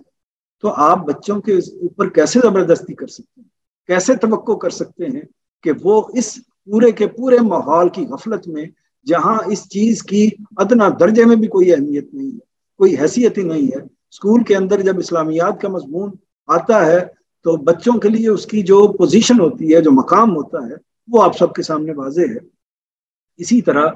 किसी इदारे के अंदर, किसी स्कूल के अंदर इस्लामियात के या कुरान के टीचर की जो मकाम, जो हैसियत है, उससे भी आप वाकिफ हैं। तो ये सारी चीजें हैं। पूरी सोसाइटी के अंदर साहिब दीनी, साहिब इल्म को जिस तरह जो तौकीर मिलती है या नहीं मिलती, उससे भी आप वाकिफ हैं। ये सारी चीजें मिलकर ये बताती हैं, नई नस्ल को ये बताती हैं कि दीन ईमान असल में इंसानों का मसला है ही नहीं और होना ही नहीं चाहिए। और कुरान तो एक बड़ी दूर की चीज़ है, वो एक मुश्किल जुबान की किताब है और दूसरी दुनिया की कुछ खबरें देती है, उससे हमें क्या सरोकार। तो ये हमें तो बस अब ये जो मौजूदा जिंदगी के चंद रोज हैं, इनको अच्छे तरीके से बेहतर लाइफ और बेहतर मुस्तकबिल के लिहाज से गुजारना चाहिए। तो ये इसलिए इसमें बच्चों का कोई कसूर नहीं है, ये पूरे माशरे का कसूर है। और इसमें हमारे उलमा भी मोर्द इल्ज़ाम उनको ठहराना चाहिए, हमारे पूरी गवर्नमेंट को भी और रियासत के इदारों को भी, स्कूलों को भी, तमाम सोसाइटी इसकी मुजरिम है। तो इसमें हम सबको मिलकर कोशिश करनी चाहिए, उनको मुतवज्जे करना चाहिए। और अब मीडिया के जो चैनल्स हैं उनको मुस्बत तरीके से इस्तेमाल करना चाहिए। बच्चों को समझाने का, बच्चों को बताने का तरीका माजरत ठोंसना या जबरदस्ती करना नहीं है, बल्कि एक तदरीज के साथ उनके जहन में सख्ती के बगैर बात डालते चले जाना है। कोई उसूली बात डाल दें या कोई और बात डाल दें, تو وہ جب یہ آہستہ آہستہ ڈالتے جائیں گے تو امید ہے کہ ان کی ایک لگاوٹ، ان کی ایک انسیت مذہب کے ساتھ اور اس طرح قرآن مجید کے ساتھ پیدا ہوتی جائے گی. یہ بات ان کو بتا دیجئے، کسی طریقے سے سمجھائی جائے کہ یہ خدا کی کتاب اور یہ آپ کے لیے، یعنی یہ کورس ہر انسان کے لیے ہے، میرے لیے ہے، آپ کے لیے ہے. تو یہ اللہ تعالیٰ نے مجھ کو دیا ہے. اللہ تعالیٰ نے، آپ اپنے بیٹے کو، آپ اپنے بچے کو مخاطب کریں، اساتذہ اپنے اسٹوڈنٹس کو مخاطب کریں کہ یہ امت کو تو دیا ہوگا، مسلمانوں کو تو دیا ہوگا، اللہ کے پیغمبر کو تو دیا ہوگا، لیکن یہ آپ کو دیا ہے، تم کو دیا ہے. یہ تو تم کو دیا ہے، تو جب اللہ نے دیا ہے اور تم کو دیا ہے تو تم کو اس کو کھول کر ایک دفعہ دیکھنا تو چاہیے کہ اس میں تمہارے لیے لکھا کیا ہوا ہے. اور اس میں انگریزی تراجم موجود ہے، اردو تراجم موجود ہے، ہر طرح کی چیز موجود ہے. تو یہ چیزیں آپ محبت سے، پیار سے ان کو سمجھائیں، قائل کریں، اور توقع یہی ہے، دعا کرنی چاہیے کہ اللہ بھی اس میں ہمارے معاشرے کی سرپرستی فرمائے اور ہمیں توفیق دے کہ ہم اس کی طرف آگے بڑھ سکیں. جی شکریہ سر، بہت اچھی سے وضاحت کی آپ نے، جزاک اللہ، تھینک یو. جی وقت کی کیا صورتحال ہے؟ جی وقت تو بہت زیادہ ہو گیا جی، اور میں مطلب مجھے آپ بہن کے جو سوالات ہیں یہ سن کے احساس ہوا کہ جو پہلے سوالات تھے جس میں ہم نے بہت زیادہ گفتگو کی، ظاہر ہے کہ چیزیں سمجھنے والی تھیں، لیکن جو ان کے سوالات ہیں یہ بہت زیادہ اہم ہیں. اور میرا خیال ہے کہ یہ ہی ایک چیز تھی جو ہم نے اپنے اس لیکچر میں رکھا تھا کہ ہمارے لیے تو اس طرح کی سوالات کو ہمیں زیادہ مطلب اس کی حوصلہ افزائی کرنی چاہیے اور یہ ضرور پوچھنے چاہیے، کیونکہ اگر ہم لوگ، جیسے آپ نے بھی توجہ دلائی اور یہ بات ایک دفعہ استاد سے بھی جب میں نے پوچھی تو انہوں نے کہا تھا کہ یہ اصل میں آپ جو کریں گے وہی آپ کے بچے کریں گے. اور آپ نے بھی اسی طرف توجہ دلائی کہ اس میں مثال کے طور پہ قرآن کی کوئی آیت کا ترجمہ ہے یا آپ بیان کر دیتے ہیں کہ یہ میں نے پڑھا تو اس میں یہ بات سمجھ نہیں آئی، تو بچوں کی اٹریکشن بجائے اس کے کہ ان کو بٹھا کے اور کہنا کہ اس کو پڑھو اور اس کو سمجھو، جب اس طرح سے کرتے ہیں تو بچے آہستہ آہستہ ان کے بیک آف مائنڈ میں چیزیں آ جاتی ہیں کہ یہ چیزیں اس میں موجود ہیں اور اس میں انسان بس کوشش کر سکتا ہے. لیکن یہ اس طرح کی چیزوں کو ضرور پوچھنا چاہیے کہ ہم خود اور ہمارے بچے ظاہر ہے مستقبل میں جو ہے وہ دین کو سمجھیں، اللہ تعالیٰ کی حقیقت اور اس قرآن کی حقیقت کو سمجھیں، تو یہ ان تک پہنچانا ہی ہماری ذمہ داری ہے. اللہ تعالیٰ ہم سب کو اس میں کامیاب کرے. بہت شکریہ جی، جزاک اللہ خیر. جزاک اللہ.